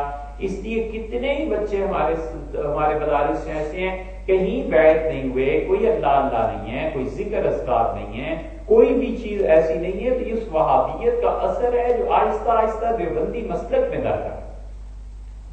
اس وہابیت میں ایک اثر آیا تجسیم کا، اور انہوں نے کہا کہ اللہ تعالیٰ عرش پر ہے اور عرش کے اوپر بیٹھا ہوا ہے۔ پھر یہ بحث چلی کہ اللہ چھوٹا ہے یا عرش چھوٹا ہے، پھر یہ بحث چلی کہ اللہ تعالیٰ بڑا ہے کہ عرش بڑا ہے، معاذ اللہ استغفر اللہ، اور پھر یہ بحث چلی کہ خدا 4 انگلی عرش سے چھوٹا ہے اور عرش سے 4 انگل بڑا ہے، اور وہ خرافات، وہ تباہیاں مچی۔ اس لیے ابن جوزی کو لکھنا پڑا۔ ابن جوزی نے کہا، حنبلی تھے اور ابن جوزی بڑے ائمہ میں سے تھے، یہ ابن تیمیہ، ابن قیم، ابن کثیر، یہ ابن رجب حنبلی، ابن عبد الہادی، یہ سب ان کی عظمت شان کے معترف ہیں۔ ابن جوزی نے لکھا کہ دو چیزیں ان حنبلیوں نے ایسی کی ہیں کہ قیامت تک سمندروں کا پانی بھی ان کے چہرے کے اسداد کو نہیں مٹا سکتا۔ ایک یہ کیا ہے کہ جس کے متعلق ہمارے زمانے میں سنتے ہو کہ حنبلی ہے، ساتھ ہی وہ دوسری بات کہتا ہے کہ اچھا حنبلی ہے تو مجسمی بھی ہوگا، خدا کے جسم کا بھی قائل ہوگا۔ اور دوسرے انہوں نے کہا یزید کی حمایت میں اتنا کچھ انہوں نے لکھا ہے، اتنا کچھ کہ جو حنبلی ہے سو یزیدی ہے، معاذ اللہ۔ یہ ابن جوزی کو لکھنا پڑا، اس لیے کہ یزید کے حمایتیوں پر بھی ظلم ہوا۔ جب ظلم ہوا تو ان میں سے ایک کرد تھا، اس نے یزید کی تعریف بیان کرنا شروع کی۔ پھر آہستہ آہستہ جو جاہل کرد تھے انہوں نے یزید کو نبی مانا۔ پھر ان کے بعد جو اگلی پشت آئی انہوں نے یزید کو خدا مانا کہ یزید اللہ ہے۔ کائنات میں ساری چیزیں اسی کے حکم سے چلتی ہیں۔ وہ گمراہ دیہاتی ان پڑھ لوگ تھے، تو کردوں میں یہ تحریک چلی اور امت میں ہے، تاریخ میں لکھا ہوا۔ مذہب کی زمین ہمیشہ زرخیز ہوتی ہے اور اس میں کانٹے بھی اگتے ہیں، پھول بھی اگتے ہیں، یہ وہ کانٹے ہیں۔ تو انہوں نے کہا ابن جوزی رحمت اللہ علیہ نے کہ کوئی حنبلی ایسا نہیں ہے، اتنا تم نے ان کا چہرہ داغدار کیا ہے کہ دنیا میں جب کوئی سنتا ہے کہ وہ حنبلی ہے تو ساتھ ہی کہتا ہے کہ وہ یزیدی بھی ہوگا، مجسمی بھی ہوگا۔ یہ بالکل ایسے ہی ہے۔ ابن جوزی رحمت اللہ اگر ایک اور جملہ لکھ جاتے تو بڑا اچھا ہوتا کہ حنفیوں میں اتنے معتزلی آ گئے کہ جو آدمی سنتا ہے کہ اپنا حنفی ہے تو اس کے ساتھ اس کے ذہن میں آتا ہے کہ شاید یہ معتزلی بھی ہو۔ معتزلہ کا اثر ایسے ہی شدید پڑا۔ تو ہوا کیا، انہوں نے حنبلیوں نے معاذ اللہ استغفر اللہ، ان کے بڑے بڑے لوگ تھے جنہوں نے خدا کے لیے جسم مانا۔ علم کلام کی جو کتابیں ہیں اگر آپ انہیں پڑھیں گے تو اس میں یہ چیزیں بہت سامنے آئیں گی۔ یہاں تک ان حنبلیوں کے ائمہ نے کہا، انہوں نے کہا اللہ تعالیٰ کے لیے فلاں فلاں چیز کا مت پوچھو، باقی جسم میں جو چاہو ہم ثابت کرنے کو تیار ہیں۔ ابن جوزی کو ان کے رد میں پوری کتاب لکھنی پڑی، اور ابن جوزی رحمۃ اللہ نے کتاب لکھی۔ یہ وہی گونج ہے جو اب تاریخ میں پھر آ رہی ہے۔ تو سعودیہ کے علماء اور عرب علماء آہستہ آہستہ مجسمہ کی چیزیں لکھتے جا رہے ہیں، اور اسی کا اثر ہمارے یہاں بر صغیر پر پڑا۔ بر صغیر پر جو سعودیہ کا اثر پڑا تو اب اہل حدیث حضرات میں ایک گروہ، ایک طبقہ ایسا پیدا ہو گیا، سب نہیں، ان میں بڑے بڑے اللہ والے بھی ہیں، بڑے بڑے نیک لوگ بھی ہیں، لیکن ان میں ایک گروہ ایسا پیدا ہونا شروع ہو گیا ہے معاذ اللہ کہ لڑکے ہیں اور کل کے چھوکرے ہیں، اور وہ یہ کہتے ہیں کہ اللہ کے لیے جسم ہے، اللہ عرش پہ بیٹھا ہوا ہے، اللہ کی پاؤں ہیں، اللہ کی ٹانگیں ہیں۔ معاذ اللہ وہ علم سے اور اس چیزوں کی گہرائی سے دور ہیں جو باقی اہل حدیث حضرات میں پائی جاتی ہے۔ اہل حدیث حضرات کے ائمہ جو تھے رحمہ اللہ، یہ غزنوی تھے، امرتسری تھے، یہ لکھوی، معین لکھوی، یہ لکھوی صاحب کا تذکرہ بمبئی کے حملوں میں آیا نا، اس خاندان کے ایک فرد کا، کہ ان کے بزرگ جو تھے لکھوی رحمہ اللہ، یہ سارے بڑے معتدل، بڑے اچھے، بڑے نیک لوگ، اللہ اللہ کرنے والے، نقشبندیہ سلسلے میں بیعت کرنے والے تھے۔ اب تو یہ جو نئے ہیں اہل حدیث، یہ تو بیعت کو اور ان چیزوں کو گمراہی کرا دیتے ہیں۔ یہ سارے حضرات بیعت کرتے تھے، ہم نے خود ان کے یہاں کتابیں دیکھی اور انہوں نے کہا ہمارے خاندان میں بیعت چلی آتی ہے۔ سید احمد شہید رحمت اللہ کا سلسلہ تھا جو یہ غزنی میں آئے تھے، حضرت رحمت اللہ انہوں نے خلافت دی تھی، پھر وہاں سے وہ نکالے گئے تو امرتسر آ گئے تھے، لاہور ٹھہرنا تھا یا امرتسر، پھر امرتسر میں پہنچ کے حضرت کا بہت بڑا مدرسہ تھا۔ ان غزنوی حضرات کا تعلق مع اللہ کا حالت ان کی یہاں تک پہنچ گئی تھی کہ ایک دن صبح عبداللہ غزنوی تھے غالباً رحمت اللہ علیہ، وہ نماز پڑھا رہے تھے امرتسر میں، تو بارش شروع ہو گئی، شدید بارش۔ تو جب سلام انہوں نے پھیرا تو بڑے حیران ہوئے کہ پیچھے ایک آدمی بھی نہیں، صف میں کوئی بھی نہیں۔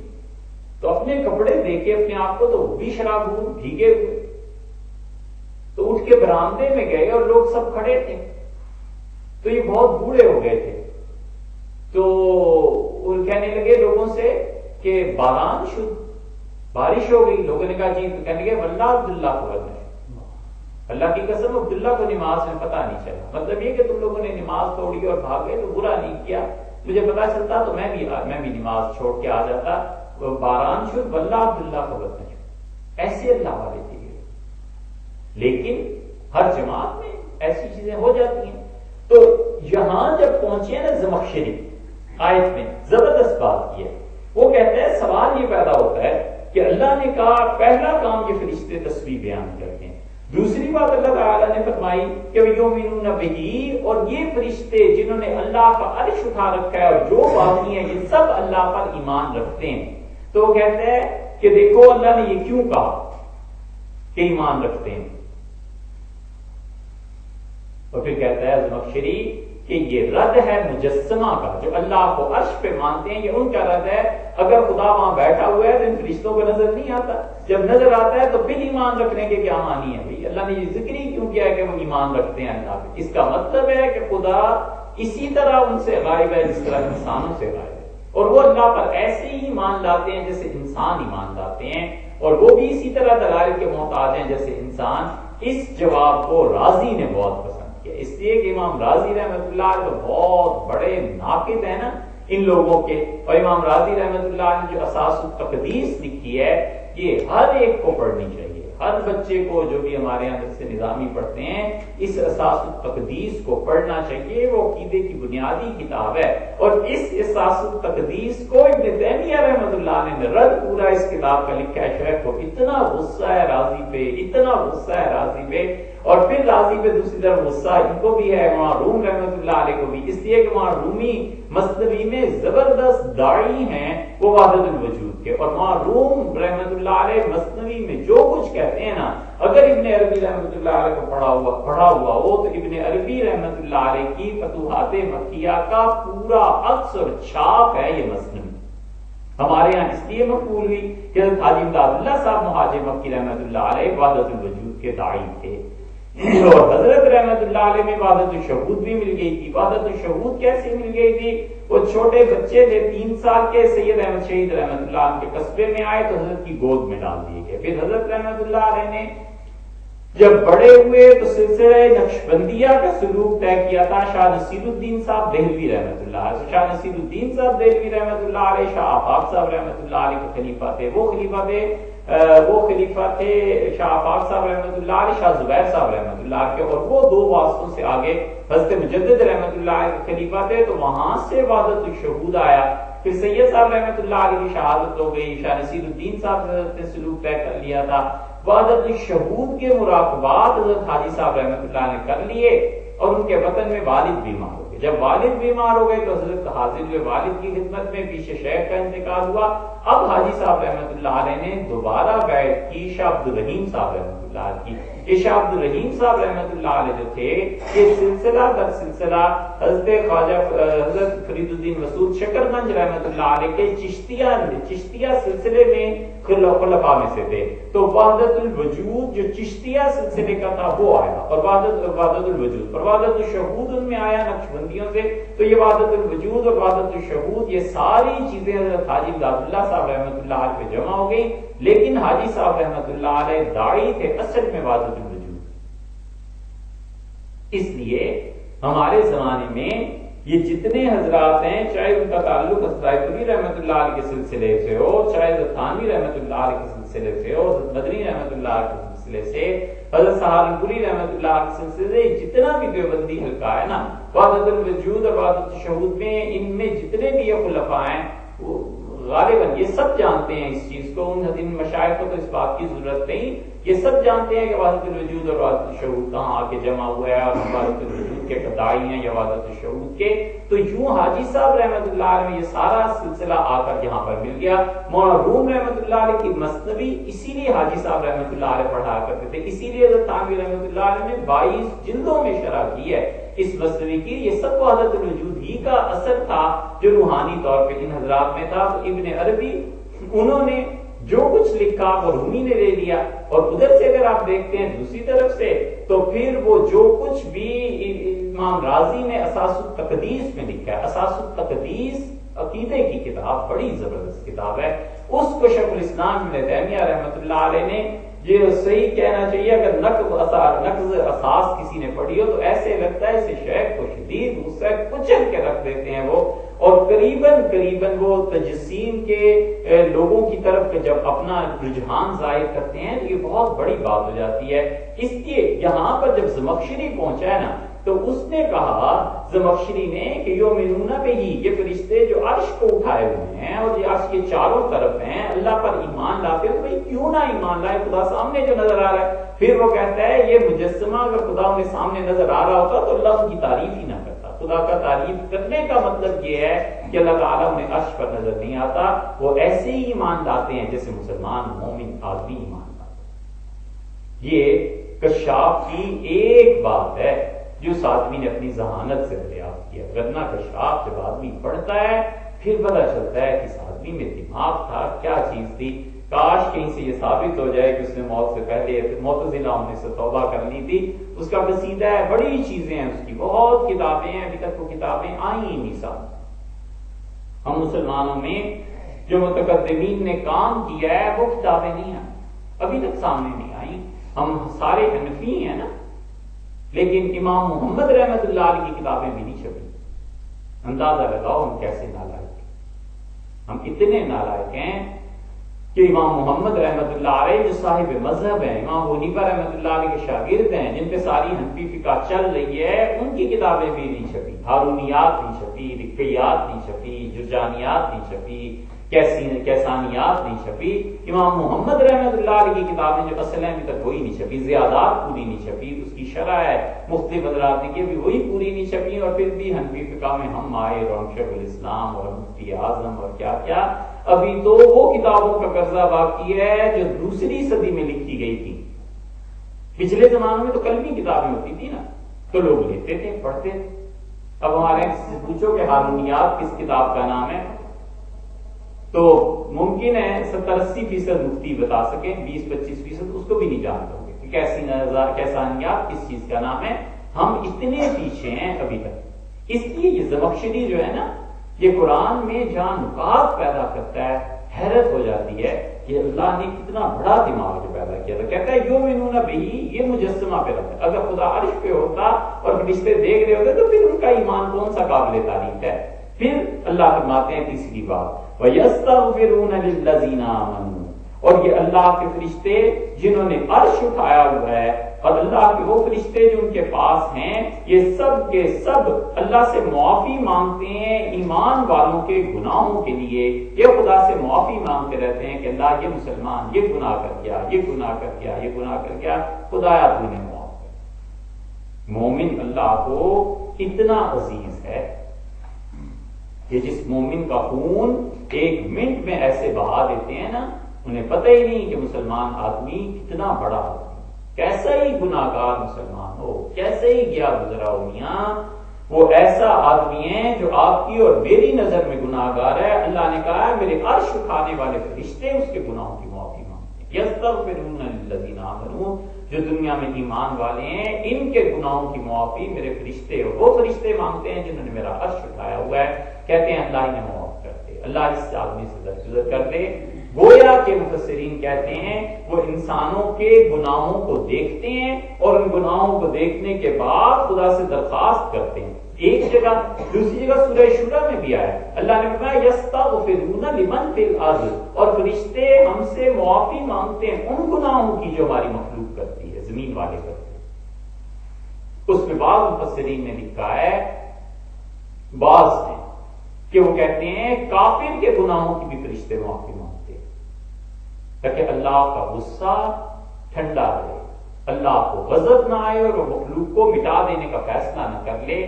یہ بعض مفسرین کی رائے ہے کہ وہ کہتے ہیں کافر بھی جو گناہ کرتا ہے اس کے لیے، لیکن بعض مفسرین اس میں بھی اسی آیت کو کہتے ہیں، وہاں آیا کہ یستغفرون لمن فی الارض، اور ہمارے فرشتے عرش اٹھانے والے اور ان کے ساتھ ساتھ قلوبی فرشتے ہم ان گناہوں کی معافی مانگتے ہیں جو زمین والے کرتے ہیں۔ یہاں اللہ نے کہہ دیا للذین آمنوا، ایمان والے، تو زمین والے عام تھے، ان میں سے مخصوص کر لیا ایمان والوں کو۔ تو یہ کہتے ہیں کہ اس تعمیم میں یہ تخصیص پیدا کی ہے، اس عمومیت میں ایک یہ خاص گروپ آ گیا، یستغفرون للذین آمنوا، وہ ہمارے فرشتے ہم سے درخواست کرتے رہتے ہیں ایمان والوں کے لیے۔ یہ مقام ہے مومنہ، یہ مقام ہے ایک مسلمان کا، جسے ہم کچھ سمجھتے ہی نہیں، اور ہم سمجھتے ہیں ان سب کے خون جائز ہیں اور مسلمان کو قتل کر دے کوئی نہیں، وہ فرشتے خدا سے معافی مانگتے ہیں، کیا پتا ہے کس کی دعا کس کو لگ جائے، قیامت میں پتا چلے اتنے گناہ کر کے آیا لیکن ہمارے فرشتوں نے معافی مانگی تھی، چلو چھٹی ہو گئی، سارے گناہ معاف ہو گئے اللہ کے ہاں۔ اسی لیے رسول اللہ صلی اللہ علیہ وسلم کی متعدد احادیث اس بات کو بتاتی ہیں کہ جس شخص کا رتبہ جتنا بڑھ جاتا ہے فرشتے اتنے ہی زیادہ اس کے لیے استغفار بھی کرتے ہیں اور رحمت کی دعا بھی کرتے ہیں۔ شاہ ولی اللہ صاحب رحمۃ اللہ علیہ آگے چل کے بالکل اس کے برعکس بھی ثابت کر دیں گے کہ وہ کافروں پر لعنت بھی بھیجتے ہیں اور ایمان والوں کے لیے استغفار بھی کرتے ہیں۔ شاہ صاحب رحمۃ اللہ علیہ کا اپنا ایک مزاج ہے، وہ اس میں آگے چل کے آ جائے گا، لیکن اللہ نے بتایا، خود حضور صلی اللہ علیہ وسلم نے بھی بتائی ہیں ایسی باتیں۔ مثلاً یہ کفار مکہ تھے، اللہ تعالیٰ نے کہا کہ ہم ان پر عذاب بھیج دیتے۔ خلاصہ ساری بات کا یہ ہے کہ یہ بیت اللہ میں جمع ہوئے، بیت اللہ میں دار الندوہ تھا، اور دار الندوہ کا مطلب یہ تھا کہ یہ سارے عرب وہاں بیٹھ کے بڑے بڑے کاموں پہ مشورے آپس میں کیا کرتے تھے، جو بھی قومی کام کوئی ہو جاتا تھا۔ بدر کا بھی مشورہ وہیں ہوا کافروں کا، حضور اقدس صلی اللہ علیہ وسلم کے قتل کا مشورہ بھی وہیں ہوا، اور دار الندوہ میں کوئی آدمی نہیں جا سکتا تھا جو 40 برس سے کم عمر کا۔ ایک حکیم ابن حزام رضی اللہ عنہ تھے، حکیم ابن حزام رضی اللہ عنہ بھی 20 سال کے لڑکے سے تھے، اور عرب سرداروں نے کہا کہ اسے بھی بٹھاؤ۔ یہ حکیم ابن حزام رضی اللہ عنہ حضرت خدیجہ رضی اللہ عنہ کے پھوپھیزاد بھائی تھے، اور حکیم ابن حزام رضی اللہ عنہ اس درجے کے آدمی تھے کہ یہ بدر میں جب رسول اللہ صلی اللہ علیہ وسلم کے مقابلے میں آئے ہیں نا یہ سارے لوگ کافر، تو رسول اللہ صلی اللہ علیہ وسلم دور سے دیکھ رہے تو آپ نے فرمایا یہ سرخ اونٹ والا لڑکا ہے نا، اگر اس کی انہوں نے مان لی تو یہ اپنے آپ کو بچا کے لے جائیں گے، یہ بچ جائیں گے سارے۔ صحابہ رضی اللہ عنہ کہتے ہیں ہم نے سرخ اونٹ والے لڑکے کو دیکھا، وہ حکیم ابن حزام رضی اللہ عنہ، یہی حکیم ابن حزام رضی اللہ عنہ۔ جو حکیم ابن حزام رضی اللہ عنہ نے کیا یہ تانا کھا جانا انسانی کمزوریوں میں سے، اگر ترقی کرنی ہو نا زندگی میں کوئی کام کرنا ہو تو کبھی تانا نہیں کھانا چاہیے، جیسے زہر کھا لے کوئی آدمی تو مر جاتا ہے نا، کبھی تانا نہیں کھانا چاہیے۔ تانا اصل میں دیتے ہیں تیش میں لانے کے لیے، ابھارنے کے لیے، مت ابھرے، مت تیش میں، تانا چپ کر کے سن لے، کام وہ کرے جو صحیح۔ یہ ساری بدر ایک تانے کی بنیاد پہ چھڑ گئی۔ تانا دیتے ہیں کہ تم میرے ساتھ بات کرتے ہو، تمہارا باپ تو ایسا، تمہاری ماں تو ایسا، تمہارا پلان، تم اپنے کو دودھ نہیں دیکھتے، تم کیا تھے؟ بالکل اس کو نہ کھائے۔ مخالف جو ہوتا ہے وہ تانا دیتے ہی اس لیے ہے کہ پٹری سے اترے، پٹری سے اترا پھر کیا، اور اب ایسے ایسے بے وقوف تانا دیتے ہیں جنہیں پتہ ہی نہیں ہوتا کہ تانا دینے کا ہوتا کیا ہے، مقصد کیا ہے، اس بات کرنے کا۔ وہی پرانی بات حالی نے غالب کی سوانح لکھی ہے، حالی کو غالب سے بڑی محبت تھی، یہ سوانح جب پہنچی شبلی نعمانی نے پڑھی تو کسی نے پوچھا کہ حالی نے غالب کی سوانح لکھی ہے تو آپ کیا کہتے ہیں؟ تو حالی شبلی نے بس ایک فکر کہا، شبلی نے کہا مدلل مداحی، یہی تعریف کی ہے بس دلیلوں کے ساتھ، مدلل مداحی ہے۔ خیر وہ تو بڑے لوگ تھے، لیکن لکھا ہے حالی نے کہ غالب آخری عمر میں بہت بوڑھے ہو گئے، تو ایک دن دوپہر کو کھانے پہ بیٹھے تھے تو ڈاک آئی۔ اس زمانے میں ڈاک میں بہت گالیاں لکھتے تھے لوگ، بہت زیادہ، تو کوفتے اور شوربہ آیا کھانے کے لیے اور بہت اچھی روٹی، تو غالب بوڑھے ہو گئے تھے تو روٹی کو ڈبو کے شوربے میں کھا لے۔ میں خط پڑھ رہا تھا، ایک خط جو چاپ کیا تو اسے میں نے پڑھا، ذرا سے یہ بھی پڑھا تھا تو میں نے اسے بند کر کے رکھ دیا، تو غالب نے کہا کہ نہیں اسے پڑھو، میں نے کہا ایسی بےہودہ جملے ہیں تو نہیں مناسب۔ غالب نے اصرار کیا، ان کا پڑھ کے سناؤ پتا تو چلے لوگوں میں کہتے کیا۔ تو میں نے پہلی سطر جو پڑھی تو پہلا لفظ ہی گالی کا لکھا تھا، اور گالی دی تھی بیٹی کی، نہ گالی دی تھی ماں کی۔ تو غالب نے کہا رہنے دو، ایسا بد ذوق ہے گالی بھی دینی نہ۔ تو میں حیران رہ گیا. میں نے غالب سے کہا کہ گالی دینے کا کوئی طریقہ ہے؟ ان کا ہاں میاں گالی اس کے دیتے ہیں کہ دوسرا آدمی تیش میں آئے، غصے میں آئے. تو دیکھو جب بچہ ہو تو اس کو ماں کی گالی دو، کیونکہ بچے کو ماں سے بڑی محبت ہوتی ہے. اور جب جوان ہو لڑکا، شادی نہ ہوئی ہو، تو بہن کی گالی دو، اسے بہن پہ بڑی غیرت آتی ہے. اور جب شادی ہو جائے نئی نئی تو بیوی پہ گالی دو، اور جب بڈھا ہو جائے تو پھر بیٹی پہ گالی دو. اس کا یہ اصول ہے گالیوں کے. اور اتنا بدذوق ہے، مجھ بڈھے کو اس عمر میں ماں کی گالی دے رہا ہے، ماں کی ہڈیاں بھی پتہ نہیں مٹی میں مل گئی، میں بھی مرنے والا ہوں. ایسا بے وقوع رہنے دو اس کا. ایسے باصول لوگ تھے. زندگی تھی نا، اس کی کبھی بھی تانا نہ کھائے، غور کر لے. اور پھر غور کرنے سے ہنسی آتی ہے کہ مجھے اس عمر میں یہ تانا دینے کا عقل کرو، کوئی کیا کرتے ہو. حکیم ابن حزام رضی اللہ عنہ تھے. حضور صلی اللہ علیہ وسلم کہا تھا نا اس کی بات مان لی تو سب بچ جائیں گے. حکیم ابن حزام رضی اللہ عنہ جوان لڑکے ہو گئے. انہوں نے کہا اصل مسئلہ قتل سے شروع ہے. حضور صلی اللہ علیہ وسلم کو اطلاع مل گئی کہ کفار کے آنے کی. آپ نے فرمایا فلان جگہ پر جا کر دیکھو، مجھے اطلاع دینا مدینہ منورہ میں کہ لوگ آئے ہیں نہیں آئے کیا. صحابہ رضی اللہ عنہ نے سمجھا کہ جمادی الاخر کا چاند نظر نہیں آیا، انہوں نے ایک کافر پہ تیر چلا دیا، اور وہ مہینہ رجب کا شروع ہو گیا تھا. کفار مکہ نے کہا رجب میں قتل، عزت والے مہینوں میں قتل. محمد صلی اللہ علیہ وسلم نے ابراہیم علیہ السلام کا دین تباہ کر دیا. اور رجب حضور صلی اللہ علیہ وسلم کے ہاں اور ان کے ہاں بھی ہمیشہ قابل احترام. کوئی حضرت عمر رضی اللہ عنہ کہتے تھے کہ میں اپنے باپ کے قاتل کو اگر دیکھوں تو میں سے کچھ نہ کہوں نہیں. اور حرم میں وہ تو پورے عرب میں آگ لگ گئی کہ انہوں نے رجب میں قتل کر دیا. حضور صلی اللہ علیہ وسلم پیغام بھی بھجوایا کہ بھئی ہمیں نہیں پتا، چاند نظر آ گیا تھا آپ کو، ادھر لوگوں کو نظر نہیں آیا تھا، اور میں نے حکم بھی نہیں دیا تھا، ایک قتل ہو گیا ہے، میں اس کی دیت ادا کرنے کو تیار. وہ پہلے سے سڑے بیٹھے تھے، آ گئے. انہوں نے کیا کیا، جو آدمی قتل ہوا تھا نا عمر، اس کے بھائی کے پاس چلے گئے حکیم ابن حزام رضی اللہ عنہ، اور کہا بھائی بات صرف اتنی سی ہے کہ ہم سارے مکہ سے جو اٹھ کے آ رہے ہیں اور لڑنے کی ہے، تمہارے بھائی کا قتل ہے. اس کا ہاں. اس نے کہا اچھا اس طرح کرتے ہیں، دیکھو بھائی تو اب دنیا میں آ نہیں سکتا، مجھے اجازت دو، میں محمد صلی اللہ علیہ وسلم جا کے 100 اونٹ لے کے آ جاتا ہوں، لے لو اس جھگڑے کو ختم کر. نہیں وہ مانتے، میں 100 اونٹ کر کے دے دوں گا، اس جھگڑے کو ختم کر دو. اور یاد رکھو غالباً عامر اس کا عامر، اگر یہ لڑائی ہوگی اور ہم جیت بھی گئے، اول تو ہم جیتیں گے نہیں، کیونکہ یہ لوگ ہماری جان کو قتل کرنا اللہ کا حکم سمجھتے ہیں، اور یہ مر جائیں گے اور اپنے رشتہ داروں کو بھی قتل کرنے سے نہیں بچیں گے. حضرت عمر رضی اللہ عنہ نے اپنے ماموں آس کو قتل کر دیا. اسی لیے سیدنا عمر رضی اللہ عنہ نے عبداللہ بن صفوان یہ جو تھے ان سے معذرت کی تھی، اور فرمایا تھا کہ تمہارے فلاں کو میں نے قتل نہیں کیا تھا، اس نے کیا تھا. تو انہوں نے کہا عمر رضی اللہ عنہ کہ آپ قتل بھی کرتے تو ٹھیک ہی کرتے، اس لیے کہ آپ مسلمان تھے اور میرا والد اس وقت دادا کافر تھا. تو اتنی حد تک اس نے کہا اگر یہ قتل کریں گے نا، یہ بالکل ترس نہیں کھائیں گے، مار دیں گے. اور اگر ہم غالب آ گئے، فتح ہو گئی، تو ان میں فلاں چچا کا بیٹا ہے، فلاں پھپھی کا بیٹا ہے، فلاں کے ساتھ خالہ کی رشتہ داری، فلاں کے ساتھ یہ رشتہ داری، تو یہ سارے ہمارے رشتہ دار اپنے بھائی، ان کے سر کٹے ہوئے کوئی خوشی ہوگی؟ کیا کرتے ہو؟ سوچو.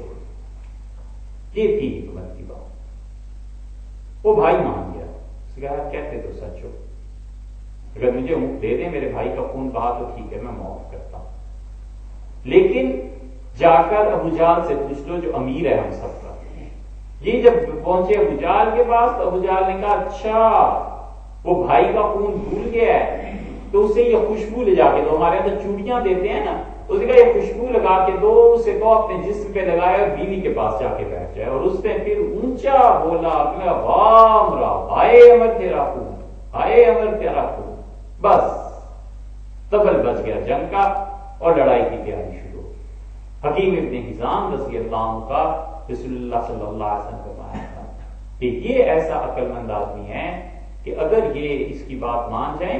حکیم ابن حزام رضی اللہ عنہ دار الندوہ میں گئے، اس وقت جب 20 سال کے تھے، اتنی جوانی میں اتنی عقل تھی. یہ دار الندوہ جو تھا، عرب یہاں بیٹھ کے ہر بڑی چیز کا مشورہ کرتے تھے. مشورہ یہ ہوا کہ محمد صلی اللہ علیہ وسلم کا کیا کیا جائے. گھر گھر میں لڑائی پڑ گئی ہے، لوگ ہجرتیں کر کے جا رہے ہیں، ماں باپ اولاد اولاد ماں باپ سے سب ایک دوسرے سے جدا ہو رہے ہیں. انہوں نے کیا کیا؟ طے کیا کہ قتل کریں. اور قتل میں مشورہ یہ ہوا کہ انہوں نے کہا کون قتل کرے. ایک آدمی اگر قتل کرے گا تو قریش اٹھ کھڑے ہوں گے، ہمیں مار دیں گے. انہوں نے کہا اس طرح کرو، ہر قبیلے کا ایک نوجوان لے لو، تلواریں لے کے محمد صلی اللہ علیہ وسلم پہ سب اکٹھی مارے، اور خون جو ان کا لگ جائے تو وہ تلواریں لا کر قریش کو دکھا دو. جو قریش پوچھیں کہ کس نے قتل کیا ہے تو سب تلواریں دکھانا کہ ہم نے قتل کیا. تو قریش پورے عربوں سے تو نہیں نہ لڑائی لڑ سکتے، لے دے کے معاملہ 100 اونٹوں پہ آ جائے گا. تو ابو جہل بولا، اس کا میں 100 دے دوں گا، چھٹی ہو. یہ سب آئے اور رسول اللہ صلی اللہ علیہ وسلم ہجرت کے لیے نکل گئے، اور سیدنا علی رضی اللہ عنہ اپنے بستر پہ لیٹا گئے. تو انہوں نے جا کے جب پوچھا کہ وہ کدھر گئے محمد صلی اللہ علیہ وسلم، تو انہوں نے میرے حوالے کر کے گئے تھے. منطقی جواب تھا نا، عقلی، کہ میرے حوالے کر کے گئے تھے. اب وہ پریشان، علی رضی اللہ عنہ پہ کیسے ہاتھ ڈالتے، اس لیے کہ علی تو ابو طالب کے بیٹے تھے، اور ابو طالب کے مراسم تھے سارے قریش میں. اور علی رضی اللہ عنہ کے چچا تھے، عقیل تھے، جعفر علی رضی اللہ عنہ کے بھائی تھے، باقی لوگ تھے، سارا خاندان کنبا قبیلہ تھا. نتیجہ یہ نکلا کہ انہوں نے حضور صلی اللہ علیہ وسلم کو قتل کرنے سے پہلے بیت اللہ میں آ کے دعا مانگی. اور بعض نے لکھا ہے کہ یہ بدر کا واقعہ ہے، جو بھی ہے وہ ایک تاریخی تحقیق ہے. بیت اللہ میں کھڑے ہو کر کہتے ہیں کہ اللہ اگر محمد صلی اللہ علیہ وسلم سچا ہے، تیری طرف سے ہے، تو آسمان سے پتھر برسا، ہمیں عذاب دے. یہ ہے جسے کہتے ہیں نا مت ماری. کہتے اللہ اگر یہ سچا ہے تو ہمیں اسے پیچھے چلنے کی توفیق دے، جھوٹا ہے تمہاری جان چھڑا. کہنے لگے اللہ اگر یہ سچا ہے، فامطر علینا حجارۃ من السماء، آسمان سے پتھر برسا ہم پہ، اویدنا بعذاب الیم، خدایا ہم پر عذاب بھیج. یہ ہے مذہب کا جبر. یہ جبری مذہب جو ہوتا ہے نا، کہ جو ہمارا مذہب ہمارا مسلک ہے، ہم بزور ہر ایک پہ نافذ کرتے ہیں، وہ یہ اس کے داعی تھے مشرکین مکہ. وہ اپنے مذہب کے مقابلے میں کسی کو بات کرنے دیتے تھے، وہ اپنے مسلک کے مقابلے میں اس اسٹیٹ، اس ملک میں، اس جگہ پہ کسی کو ٹھہرنے دیتے تھے، وہ کسی کو زندہ رہنے کا حق نہیں دینا چاہتے. یہ مذہب کا جبر ہے، جب بھی کوئی کرے گا ناکام ہو جائے گا. کبھی مذہب کو جبرن نہیں لانا چاہیے. یہ تاریخ ساری اٹھا کے دیکھ لو، مسلمانوں نے جہاں چاہا ہے کہ مذہب کو جبرن لے آئیں، اس بری طرح پٹے ہیں کہ نام و نشان مٹ گیا. لوگوں نے اٹھا کر باہر پھینک دیا. لوگوں نے کہا تم کون اور تمہارا مذہب کون، جاؤ چھٹی. کبھی جبر نہیں کرنا چاہیے. یہ مشرکین مکہ جبرن اپنا مذہب مسلط کرنا چاہتے تھے. اس لیے صحابہ رضی اللہ عنہ کی بات نہیں، رسول اللہ صلی اللہ علیہ وسلم کی بات نہیں، یہ سننے ہی نہیں کسی کی. تو جب سنے ہی کوئی نہ، اور دلیل رسول اللہ صلی اللہ علیہ وسلم دے، اور دلیل کے مقابلے میں پتھر لوگ ماریں، اس قوم کی تباہی کو کون روک سکتا ہے؟ جب دلیل کے مقابلے میں پتھر اور گالیاں آئیں اور دلیل کا جواب دلیل سے کوئی نہ دے سکے، تو اس معاشرے کی تباہی کو پھر کون روک سکتا ہے؟ وہ مٹے، اور انہیں مٹنا ہی تھا. تو حضور اقدس صلی اللہ علیہ وسلم کی اتباع کی دعا کی بجائے کہتے ہیں اللہ آسمان سے بدل. اللہ نے کیا کیا؟ اللہ نے کہا ہم بھی اس وقت عذاب بھیجتے تھے ان مکہ والوں کے لیے جب یہ دعائیں مانگ رہے تھے ملتزم پہ کھڑے ہو کے. اللہ نے کہا کہ وما كان الله ليعذبهم وانت فيهم، اگر آپ جیسی عزت والی ہستی وہاں موجود نہ ہوتی نا مکہ میں، تو ہم اسی وقت اس مکہ پہ عذاب بھیجتے. آپ کا احترام، آپ کی شخصیت اس بات میں رکاوٹ بن گئی کہ ہم اپنا عذاب اس شہر پہ بھیجیں. ایک اور اللہ نے کہا ہم نے اس لیے عذاب نہیں بھیجا کہ ہم یستغفرون، کہ مجھ سے رات کو معافی مانگتے تھے. اس لیے مفسرین نے لکھا ہے کہ دیکھو کافر بھی، یہ مکہ والے جو تھے نا، یہ مشرک سارا دن یہ کام کرتے رہتے، سونے سے پہلے کہتے ہیں غفرانک غفرانک، اللہ معافی مانگتے ہیں، اللہ معافی مانگتے ہیں. اللہ نے کافر کے استغفار کو اتنا وزن دیا ہے. اللہ کے یہاں عدل ہے نا، کافر بھی استغفار کرتا ہے تو خدا کہتا ہے معافی تو مانگی ہے نا اس طرح. ٹھیک ہے، ہم چاہتے ہیں کہ جس طرح ہم جذباتی ہیں اللہ تعالیٰ بھی جذباتی ہو جایا کرے. ہم جس کے متعلق کہیں کہ خدا تیرا بیڑا غرق کرے، اگلے دن وہ زمین میں دھنسا ہوا مکان نظر آنا چاہیے. اللہ کے یہاں ایسے نہیں ہوتا. حضور صلی اللہ علیہ وسلم نے جن لوگوں پر بد دعائیں دی اللہ نے انہیں بھی اسلام دے دیا. یہ ابو سفیان رضی اللہ عنہ اور یہ سارے مکہ والے جنہوں نے احد میں حضور صلی اللہ علیہ وسلم کو زخمی تک کر دیا. نبی کریم صلی اللہ علیہ وسلم نے اس قوم کو کیسے ہدایت ملے گی جنہوں نے اپنے نبی کا خون بہا دیا ہے. اللہ نے فوراً وحی نازل کی اور اللہ نے کہا لیس لک من الامر شیء. ہدایت کے معاملے میں آپ کا کوئی اختیار نہیں ہے. اللہ چاہے تو انہیں معاف کر دے، اللہ چاہے تو انہیں عذاب دے. خدا کی بے نیازی ہے ایسی. تو ہم اپنے مخالفین کے متعلق جو یہ سوچ کے بیٹھے ہوتے ہیں نا کہ اس سے ہماری توہین کی ہے لہذا صبح اٹھتے ہی فرشتے جوتا لے کے کھڑے ہوں گے، ذرا باہر تو نکلے، تڑا تڑ جوتے پڑے. کچھ نہیں ہوتا میاں. اللہ کے ہاں بہت عدل، اللہ کے ہاں بہت وسیع اسکیم ہوتی ہے. ہم چاہتے ہیں اللہ کی ساری اسکیمز ہمارے کہے کے مطابق چلے، ایسے نہیں ہوا کرتا. اس لیے اللہ نے کہا میں عذاب دے دیتا. ایک آپ تھے اور ایک یہ رات سونے سے پہلے تفسیر یہ ہے دیکھیے گا سورہ انفال کہ اللہ نے کہا کہ سونے سے پہلے استغفار. تو اللہ سے استغفار کافروں کو اتنا نفع دے گیا کہ دنیا میں عذاب نازل ہوا. اتنا تو ہوا نا. آخرت میں تو جو ہوگا سو ہوگا، ہو گیا ہوگا اب تک. تو مومن آدمی اگر استغفار کرے تو پھر تو وہ آخرت کے عذاب سے نہیں بچے. اور مومن اکیلا اپنے لیے استغفار کرے. ایک تفسیر اس کی یہ کی گئی ہے کہ ہم یستغفرون اور ان مکہ والوں کے لیے مسلمان استغفار کرتے ہیں کہ اللہ ان کے گناہ معاف کر، خدایا انہیں ہدایت دے دے. تو کوئی اس سے ثابت ہوتا ہے کہ کسی کے لیے استغفار کرتا ہے نا تو اس کو نفع پہنچتا ہے. اسی لیے آپ کبھی سوچیں یہ بوڑھے لوگ جو ہوتے ہیں نا یہ کبھی کبھی ایسی بات کہتے ہیں جو پڑھے لکھے لوگوں کو تو خیر کیا نصیب ہو، یہ ان پڑھ ہوتے ہیں بیچارے لیکن وہ بات کرتے ہیں جو بات صحیح ترین ہوتی ہے. باپ کہتا ہے تم گھر سے جاتے ہو میں اللہ سے تمہارے لیے استغفار کرتا ہوں. ماں کہتی ہے میں تمہارے لیے معافیاں مانگتی رہتی کہ میری اولاد کو اللہ معاف کر. یہ ہے ماں کا استغفار، اولاد کا نفع. بیٹا کیا کیا عیاشیوں میں اور اگر اس کے ساتھ انصاف کیا جائے تو زمین میں دھنسا دیں، قارون کے ساتھ اسے ملا دیں. لیکن کوئی استغفار اس کے لیے کرتا ہے اور اسے نفع ہوتا ہے. اللہ نے کہا میرے فرشتے استغفار کرتے ہیں للذین آمنوا، ان لوگوں کے لیے جو ایمان لائے ہیں ان کے لیے میرے وہ فرشتے استغفار کرتے ہیں جو عرش تھامے ہوئے ہیں. کہ اللہ کو کوئی معمولی فرشتے نہیں، یہ ملائکہ اعلیٰ کے فرشتے، وہاں کے فرشتے ہیں جہاں جہاں جبریل امین گزرتے ہیں تو نظر چھپاتے ہیں. یہ وہ فرشتے ہیں اللہ کے. اللہ نے کہا یہ استغفار کرتے ہیں للذین آمنوا، ان لوگوں کے لیے جو ایمان لائے ہیں ہمارے یہ فرشتے استغفار کرتے ہیں. اور خدا کی تصویر بیان کرتے ہیں. یہ ہے شاہ صاحب رحمۃ اللہ جو ثابت کرنا چاہتے ہیں ملائکہ اعلیٰ. ہوتا کیا ہے؟ فرشتے استغفار کرتے ہیں، معافی مانگتے ہیں. تو ہمارے گناہ کتنے ہی ہیں کہ لعنت پڑ جائے، اور کتنے ہی گناہ ہم ایسے کرتے ہیں جن کی وجہ سے بلا شبہ عذاب آ جائے. لیکن اللہ کے فرشتے کہتے ہیں رب درگزر کر معاف فرما دے. فی کائنات اس کا نظام ہم نہیں جانتے، بہت عجیب و غریب. اس لیے آدمی اپنے کرتوتوں پر غور کرے اور یہ دیکھے کہ نیچر نے، فطرت نے، حق تعالی شانہ نے اس کائنات میں کتنے فیکٹرز رکھے ہیں ایک مسلمان کے لیے جو اسے بچاتے ہیں اس کے گناہ کا وبال نازل ہونے سے. اور کہتے کیا ہیں؟ کہتے ہیں ربنا وسعت کل شیء رحمۃ، اے پروردگار ہر چیز سمائی ہوئی ہے تیری رحمت میں اور تیرے علم میں. یہ حضیرت القدس میں فرشتے ہیں نا، یہ حضیرت القدس کے فرشتے دعا مانگتے ہیں. کیوں؟ اچھا انہیں دعا مانگنے کی ہے کیا؟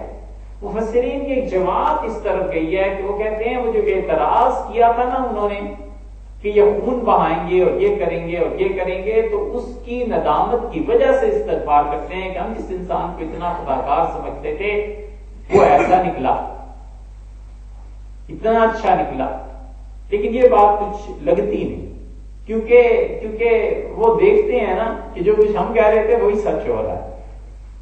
بولے نہ چاہے لیکن انہوں نے کہا تھا نا یسفک الدماء، یہ خون بہائیں گے، لیکن نافرمانی کریں گے، فساد کریں گے.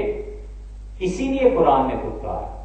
شیطان جب وہاں سے نکالا گیا نا تو اس نے کہا کہ میں ان سب کو برباد کر دوں گا، اور تو دیکھ میں جا تو رہا ہوں لیکن میں یہ کروں گا وَلَآمُرَنَّهُمْ، میں انہیں حکم دوں گا اور میری بات کی پیروی کریں گے.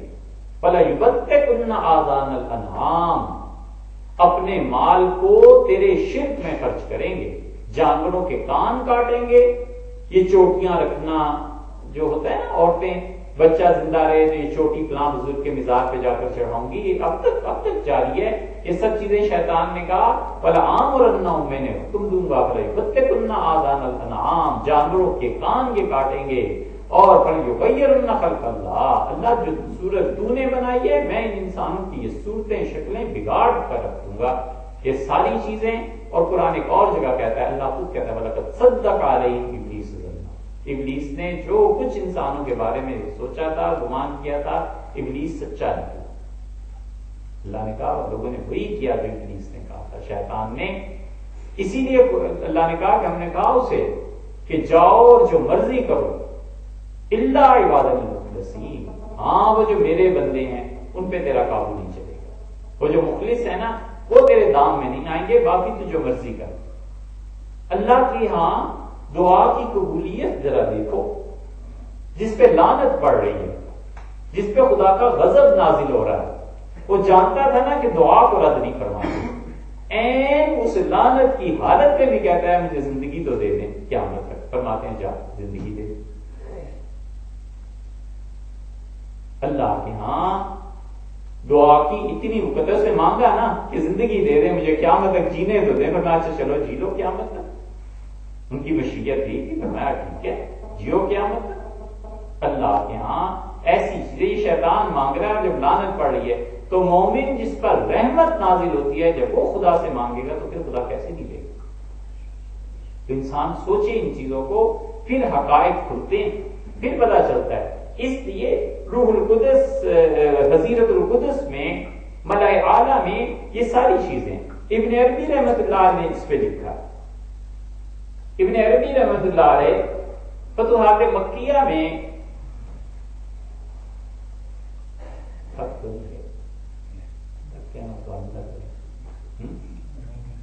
تھوڑی سی ابن عربی رحمت اللہ علیہ فتوحات مکیہ میں اس کو نقل کرتے ہیں کچھ چیزوں کو.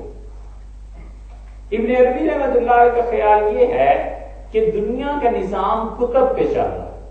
قطب الارشاد ہوتا ہے، قطب التکوین ہوتا ہے، قطب الاقطاب بھی ہوتا ہے نا. اولیاء اللہ کے یہاں مدارس، آپ اپنے مشائخ کے یہاں پڑھتے رہتے ہیں کہ فلاں قطب وقت ہے، قطب الاقطاب ہو گئے اور قطب الارشاد ہو گئے اور فلاں ہو گئے اور فلاں ہو گئے.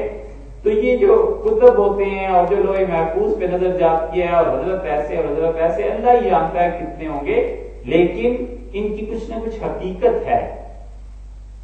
ابن عربی رحمت اللہ علیہ اس بات پہ آئے.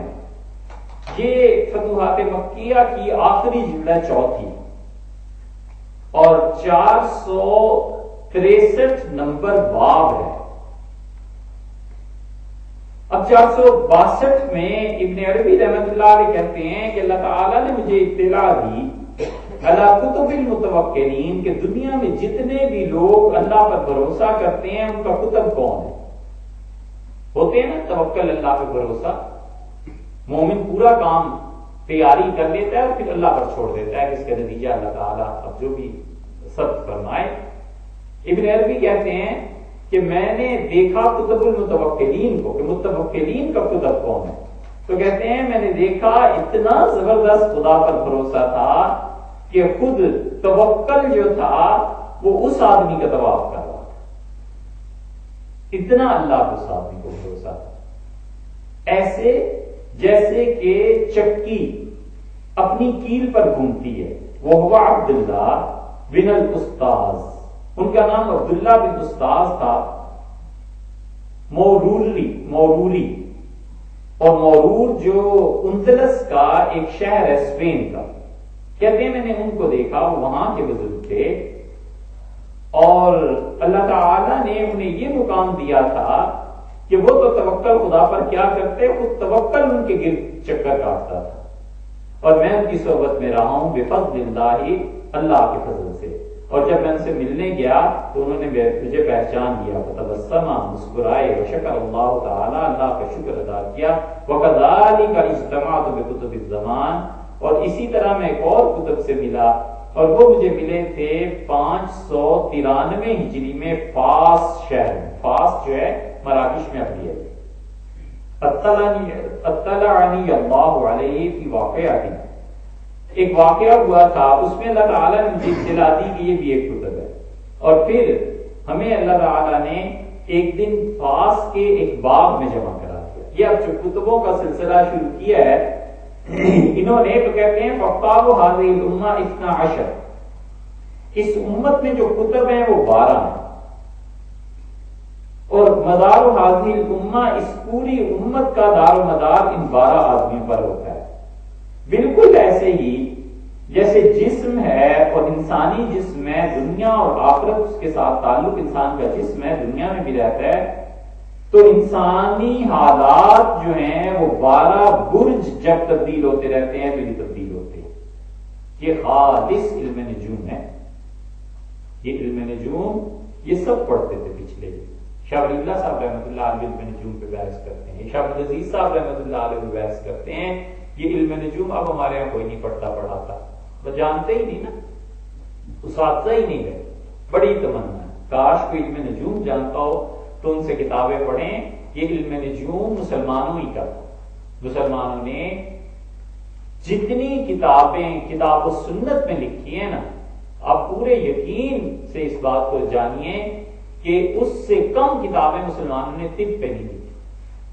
ہم جہاں دنیا میں گئے 25 سے زیادہ ممالک ہم نے دیکھے دنیا میں، اور جہاں گئے ہیں ان ممالک میں جا کے کتب خانے ضرور دیکھے کہ لائبریریز کہاں ہیں، تو مسلمانوں نے اتنا کچھ لکھا ہے، اتنا کچھ لکھا ہے، اتنا کچھ لکھا ہے، جتنا کتاب و سنت پہ لکھا ہے اس سے اگر زیادہ نہیں تو کم بھی، طب پہ اتنا ہی مسلمانوں نے لکھا ہے، فلسفے پہ لکھا ہے، علم نجوم پہ لکھا ہے۔ حیران ہوتے ہیں، ایک آنکھ ہے، اس آنکھ پہ ایک مسلمان طبیب نے 12 جلدوں میں کتاب لکھی، اور پھر وہ بوٹیاں، اور پھر اس سے کیا بنتا ہے، اور اس کا کیا اثر ہے، اور کہاں پائی جاتی ہیں، کس زمانے میں اگتی ہیں، ایک سے ایک بڑی چیز یہ مسلمان لکھتے ہیں۔ مگر ظاہر ہے کیا وہ لوگ ہی نہیں رہے جو ان کتابوں کو پڑھیں اور ان کتابوں کو لا کے مارکیٹ میں رکھیں۔ مسلمانوں کی ان کتابوں میں ایسی ایسی دوائیاں ہیں کہ اگر 5 سال دوائیاں بھی ہٹ کر جائیں اور مارکیٹ میں آ جائیں تو اربوں روپے مسلمان کمائیں اور قوم کی تاریخ حالت بدل جائے۔ ایک آدمی آخر پہ پیدا ہوا، حکیم اجمل خان، ان کو یہ سمجھ آ گئی۔ حکیم اجمل خان نے دلی میں پوری ایک کونسل بنائی، ڈاکٹرز بھی بٹھائے، حکیم بھی بٹھائے، مولوی بھی بٹھائے۔ انہوں نے کہا کتابیں پڑھنی شروع کرو طب کی، اور جدید میڈیکل سائنس نے جس چیز کو کنڈم کر دیا ہم اسے الگ کر دیں گے۔ تو کہا ان چیزوں، اور جو جدید سائنس بھی مانتی ہے یا سائنس ابھی وہاں تک نہیں پہنچی، تو ہم ان چیزوں کو لکھیں گے تاکہ ہم دیکھیں مسلمانوں نے کام کیا کیا اور طب کو ہمیں دنیا میں کیسے رائج کرنا ہے۔ مثلا جب اس پہ پہنچے کہ ایک طبیب نے لکھا کہ دل کا جو خون ہے نا وہ الگ ہوتا ہے اور سارے جسم انسان کا خون الگ ہوتا ہے، تو حکیم اجمل نے کہا غلط بات ہے، سائنس نے بتا دیا ہے کہ سارے جسم میں ایک ہی خون ہوتا ہے، وہی دل میں گردش کرتا ہے، وہی آنکھوں وہی رگوں میں آتا ہے، تو اس لیے غلط بات ہے، اس کو چھوڑ دیجیے آگے سے۔ حکیم اجمل خان مرحوم کی بات پوری ہو جاتی، انقلاب آ جاتا میڈیسن میں، میڈیکل کی دنیا میں۔ لیکن اب وہ ڈاکٹر ہیں، انہیں پتہ ہی نہیں ہے۔ اب ڈاکٹر کو اگر ہم جا کر بتائیں آپ کے فشار الدم ہے تو اسے بیچارے کو کیا پتا یہ فشار الدم کیا چیز ہوتا ہے، وہ تو کہتا ہے بلڈ پریشر کا بتاؤ، بلڈ پریشر کیا چیز ہے، یہی ہے نا۔ اب عربی کہاں اور انگلش کہاں، یہ چیزیں ہیں۔ اور امت میں کوئی لوگوں کو پرواہ نہیں، اتنا نہیں ہے، ان کروڑ پتی اور ارب پتی ہیں اور کروڑوں کے غبن کرتے ہیں، ڈاکے ڈالتے ہیں، اتنا نہیں ہوتا کہ چند کروڑ روپے سے ایک کونسل قائم کر دیں، ڈاکٹرز کو کہیں یہاں بیٹھو، حکیم جو واقعی پڑھے لکھے ہیں ان کو بٹھائیں، مولویوں کو بٹھائیں، عربی، فارسی، اردو، انگلش، چاروں زبانیں جانتے ہیں ان کو بٹھائیں، اور کہ بھی طب پہ کام کرو، میڈیسن پہ کام کرو، یہ چیز۔ اسی طرح یہ علم نجوم ہے، مسلمان پڑھتے تھے، پڑھاتے تھے، اتنے زبردست ماہر تھے علم نجوم کے کہ حکیم مومن خان، یہ شاعر جو ہے مومن خان مومن، سید احمد شہید رحمۃ اللہ علیہ کے مرید تھے، شاہ عبدالعزیز صاحب رحمۃ اللہ علیہ کے دیکھنے والوں میں سے حضرت سید صاحب رحمۃ اللہ علیہ سے بیعت ہو گئے تھے، اور سید صاحب رحمۃ اللہ علیہ کی بالا کوٹ کی شہادت کی جب اطلاع آئی ہے تو مومن خان نے حضرت کی شان میں پورا قصیدہ لکھا اور اس کو شروع کیا ہے، گلاب ناب سے دھوتا ہوں مغز اندیشہ، گلاب ناب سے دھوتا ہوں مغز اندیشہ کہ فکر مدحت صبت قسیم کوثر، یہ مومن خان نے قصیدہ لکھا ہے، ہم کیوں نہیں پڑھتے؟ حیرت ہوتی ہے ان چیزوں پہ۔ مومن خان بیٹھے ہوئے تھے اور یہ سارے علم نجوم پڑھتے، شاہ عبدالعزیز صاحب رحمۃ اللہ علیہ وغیرہ وغیرہ سارے پڑھے لکھے تھے، علم نجوم پڑھتے ہی تھے۔ یہ تو اب ہم جب پڑھتے نہیں نا تو ہم فتوے دیتے یہ بھی حرام ہے، یہ بھی حرام ہے، پڑھو تو صحیح یار، ہے کیا چیز، پھر بات کریں گے نا حرام اور حلال کی۔ موسیقی پڑھتے تھے، موسیقی پڑھتے تھے اور موسیقی کو باقاعدہ جانتے تھے کہ یہ کیا چیز ہے۔ مولانا یعقوب صاحب نانوتوی رحمۃ اللہ علیہ نماز کے لیے جاتے تھے، حضرت شاہ عبدالعزیز صاحب رحمۃ اللہ علیہ کا بھی یہی حال تھا، تو کسی نے ساز بجایا، پھر اس سے ساز میں دوسری سر لگائی، پھر کسی نے ان کا ہو یہ بگاڑ دیا، پھر جب اس کے بعد تھوڑا سا بجایا تو انہوں نے کہا تو یہ ٹھیک ہو ہی نہیں سکتا، ان کا اب نہیں ٹھیک ہوتا۔ شاہ عبدالعزیز صاحب محدث دہلوی رحمۃ اللہ علیہ سے دلی کی طوائفیں آ کے ساز کا پوچھتی تھی کہ حضرت یہ چیز ہے، اختلاف ہے، آپ فیصلہ کیجیے۔ شاہ عبدالعزیز صاحب رحمۃ اللہ علیہ موسیقی اتنی جانتے تھے، اب تفسیر کو پڑھے قوم کے پتہ چلے حضرت نے کیا کہا ہے۔ یہ ابن عربی رحمۃ اللہ، ابن عربی کہتے ہیں پوری دنیا کا نظام یہ 12 بروج ہیں، ان پہ چلتا ہے۔ کون کون سے ہوئے؟ حمل، صاد، جوزہ، سرطان، اسد، سنبلہ، آگے سبحان اللہ، میزان اور اقرب، قوس، جدی، دل، دل اور برج، یہ 12 برج ہیں، ٹھیک ہے۔ اب پورا آگے ہندی فلسفہ ہے، مسلمانوں کا ہے۔ تو مومن خان بیٹھے ہوئے تھے، ایک آدمی نے لا کے، ان کا دوست تھا، شاعر تھا، گٹھڑ رکھے ریشمی کپڑا تھا، ان کے لایا تھا، مومن بڑے بہت جلدی ضرورت ہے اور یہ بک جائیں تو پیسے لے کے وطن لوٹو۔ تو مومن دکھ رہے تھے کچھ اور، انہوں نے کہا اچھا بھائی تمہیں بتاتے ہیں، انہوں نے کچھ لکھا اور کہتے گئے کہ ایک چھپکلی ادھر سے آئے گی اس کونے سے اور وہ تمہارے اس گٹھڑ میں گھس جائے گی اور پھر چھپکلی جب نکلے گی نا تو تب جا کر تمہارا مال فروخت ہوگا، اس سے پہلے نہیں ہوگا۔ اب وہ روز لے جاتے تھے، لا کے رکھ دیتے تھے، تو مومن ہنستے تھے، کہتے تھے میاں میرے گھر میں جتنا عرصہ مرضی رہو، چھپکلی آئے گی تو ہی ہوگا، ہمارا حساب تو یہ بتاتا ہے۔ ایک دن وہ صبح بیٹھے ہوئے کچھ ناشتہ کر رہے تھے، ایک چھپکلی آئی ان کے گٹھڑ میں گھس گئی اور یہ دونوں دیکھتے رہے، مومن بھی اور وہ شاید بھی، اور نکل کے دوسری دیوار کی طرف چلی گئی۔ تو مومن کہنے لگے اب جاؤ، اب دیکھو بات پوری ہوگی، اور اسی دن سارا مال بک گیا اور پیسے لے گئے، وہ چلے گئے۔ تو کہتے تھے کہ آپ بتاتے مومن مجھے آپ پہ یقین ہوتا تو پہلے کہیں سے چھپکلی کو گھیر کے لے آتے کہ ادھر چلی جائے۔ مومن نے کہا یہ نہیں ہوتا، اتنے یہ نجوم کے ماہر تھے، یہ سب چیزیں ابن عربی رحمۃ اللہ علیہ کی عبارت ہے۔ ابن عربی کہتے ہیں جس طرح امت کا پورا نظام 12 افراد پہ چلتا ہے، جس طرح دنیا کا نظام جو ہے وہ 12 بروج پہ چلتا ہے، اور وکلہم اللہ تعالیٰ نے ان 12 بروج کے ذمے یہ لگایا ہے کہ ظہور ما یکون فی الدارین، کہ اس دنیا میں جو کچھ ہونا ہے وہ ان کے ذریعے سے ہوگا، یا یہ کہ ضمیر اگر ادھر لوٹ جائے تو یہ 12 کتب جو ہے نا دنیا کے، ان سے ساری چیزیں چلتی ہیں۔ زمین میں جو فساد ہوتے ہیں، جو تباہیاں مچتی ہیں اور جو زمین میں عادت کے مطابق ہوتی ہیں۔ فَأَمَّا الْكِتَابُ الْاثْنَا عَشَرَ، یہ جو 12 کتب ہیں وہ انبیاء علیہ السلام کے دلوں پر ہوتے ہیں۔ ہر ایک کتب کا تعلق ایک نبی کے دل سے ہوتا ہے۔ إِن شِئْتَ قُلْتَ عَلَىٰ قَدَمٍ، اور اگر تم یہ نہ کہو کہ نبی کے دل کے ساتھ کتب کا دل جڑا ہوا ہوتا ہے، تو یہ کہو کہ نبی کے قدم پہ اس کا قدم ہوتا ہے علیہ السلام، وہ اولا، کہتے ہیں یہ تعبیر زیادہ اچھی ہے۔ فَإِنِّي هَكَذَا رَأَيْتُهُ فِي الْكَشْفِ، میں نے اس کائنات کا نظام اسی طرح دیکھا عالم کشف میں، اشبیلیہ، جب میں اشبیلیہ میں تھا اسپین میں۔ اب بھی نام شہروں کے ہم گئے دیکھتے رہے، نام تقریباً یہی ہے۔ اسپین میں اتنے اولیاء اللہ تھے، اتنی چیزیں تھیں، اتنی چیزیں۔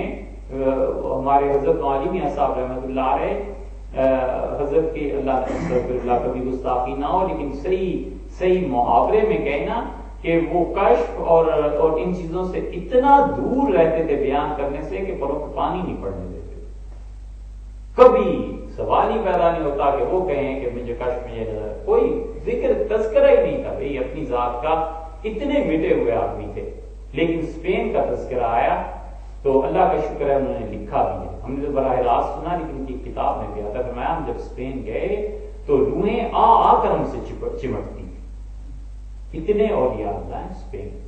یہ عالم ارواح کا نظام بڑا مختلف ہے۔ حضرت مدنی رحمت اللہ علیہ کے والد سید حبیب صاحب، ان کے خاندان میں یہ سید تھے نا سارے، تو پیری مریدی مدت سے چلی آتی تھی۔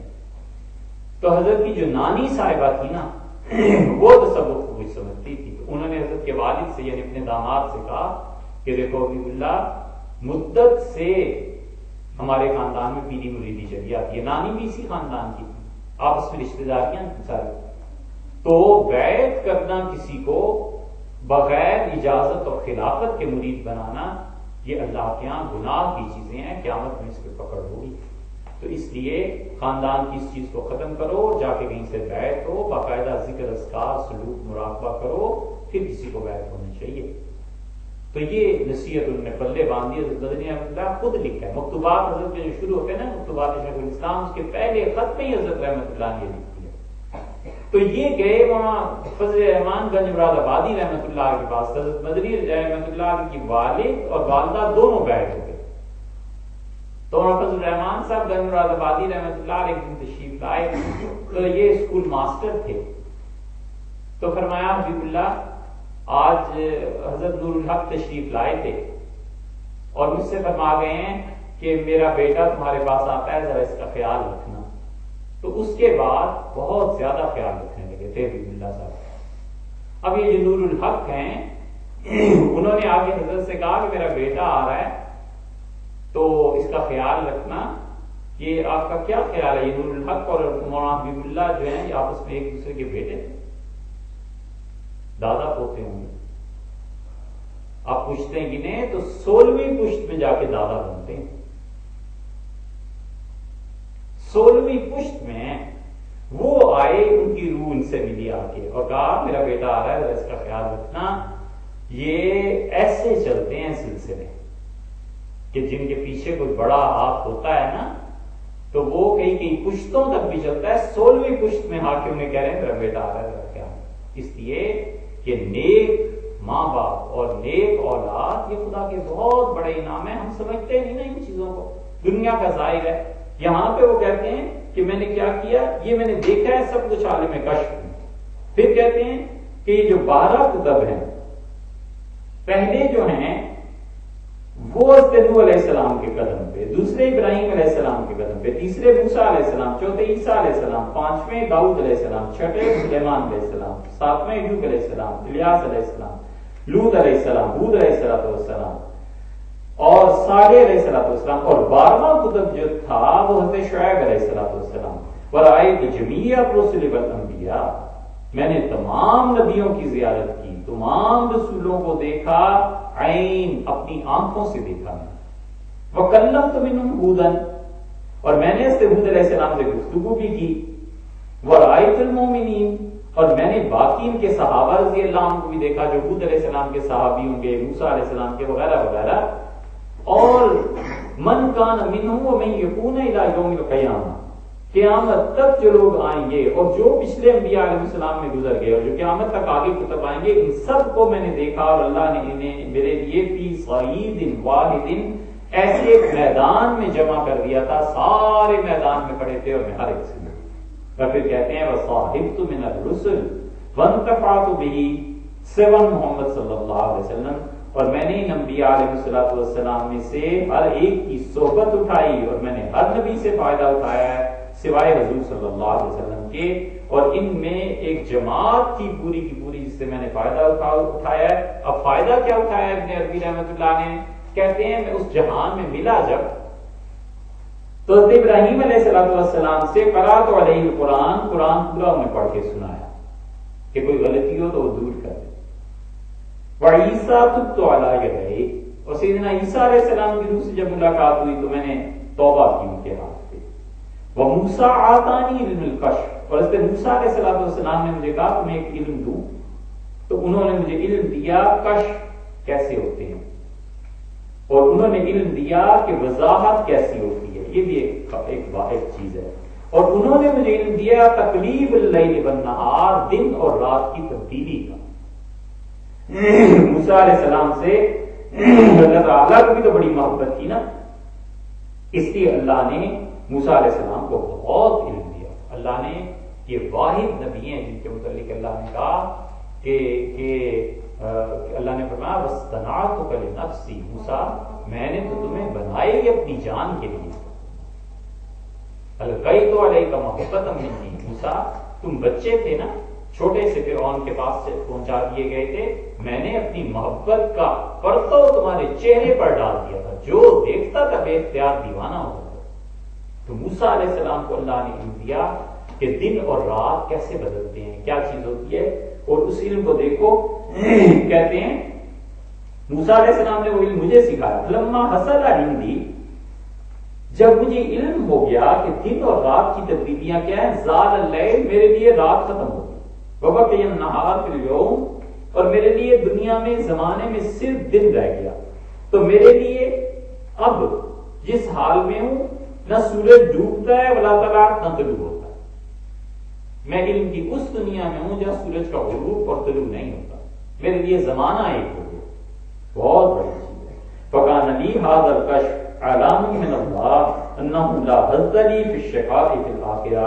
اور یہ جو علم موسیٰ علیہ السلام نے مجھے دیا تھا، یہ علم اس بات کی علامت ہے کہ اللہ نے مجھے بتا دیا ہے کہ جس کو اتنے علوم عنایت کیے جاتے ہیں، بدبختی اور محرومی میں آخرت کے جہان میں اس کا کوئی حصہ نہیں. پھر ہود علیہ السلام مجھے ملے، سألتہ عن مسئلۃ، میں نے ان سے ایک مسئلے کا پوچھا، پھر ہود علیہ السلام نے مجھے علم دیا، اور میں اس کو ایسے ہی جانتا ہوں جیسے آج جانتا ہوں. وعاشرت من الرسل، اور میں نے انبیاء علیہ السلام کی صحبت میں بڑا وقت گزارا.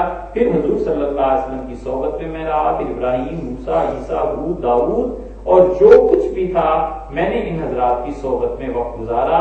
یہ انبیاء علیہ السلام کا لکھتے ہیں. اس میں آخری چیز حضرت آدم علیہ السلام کا لکھتے ہیں. بات چل رہی ہے یہ کہ یہ فرشتے استغفار کیوں کرتے ہیں. کہتے ہیں والد کو بھی دیکھا آدم علیہ السلام،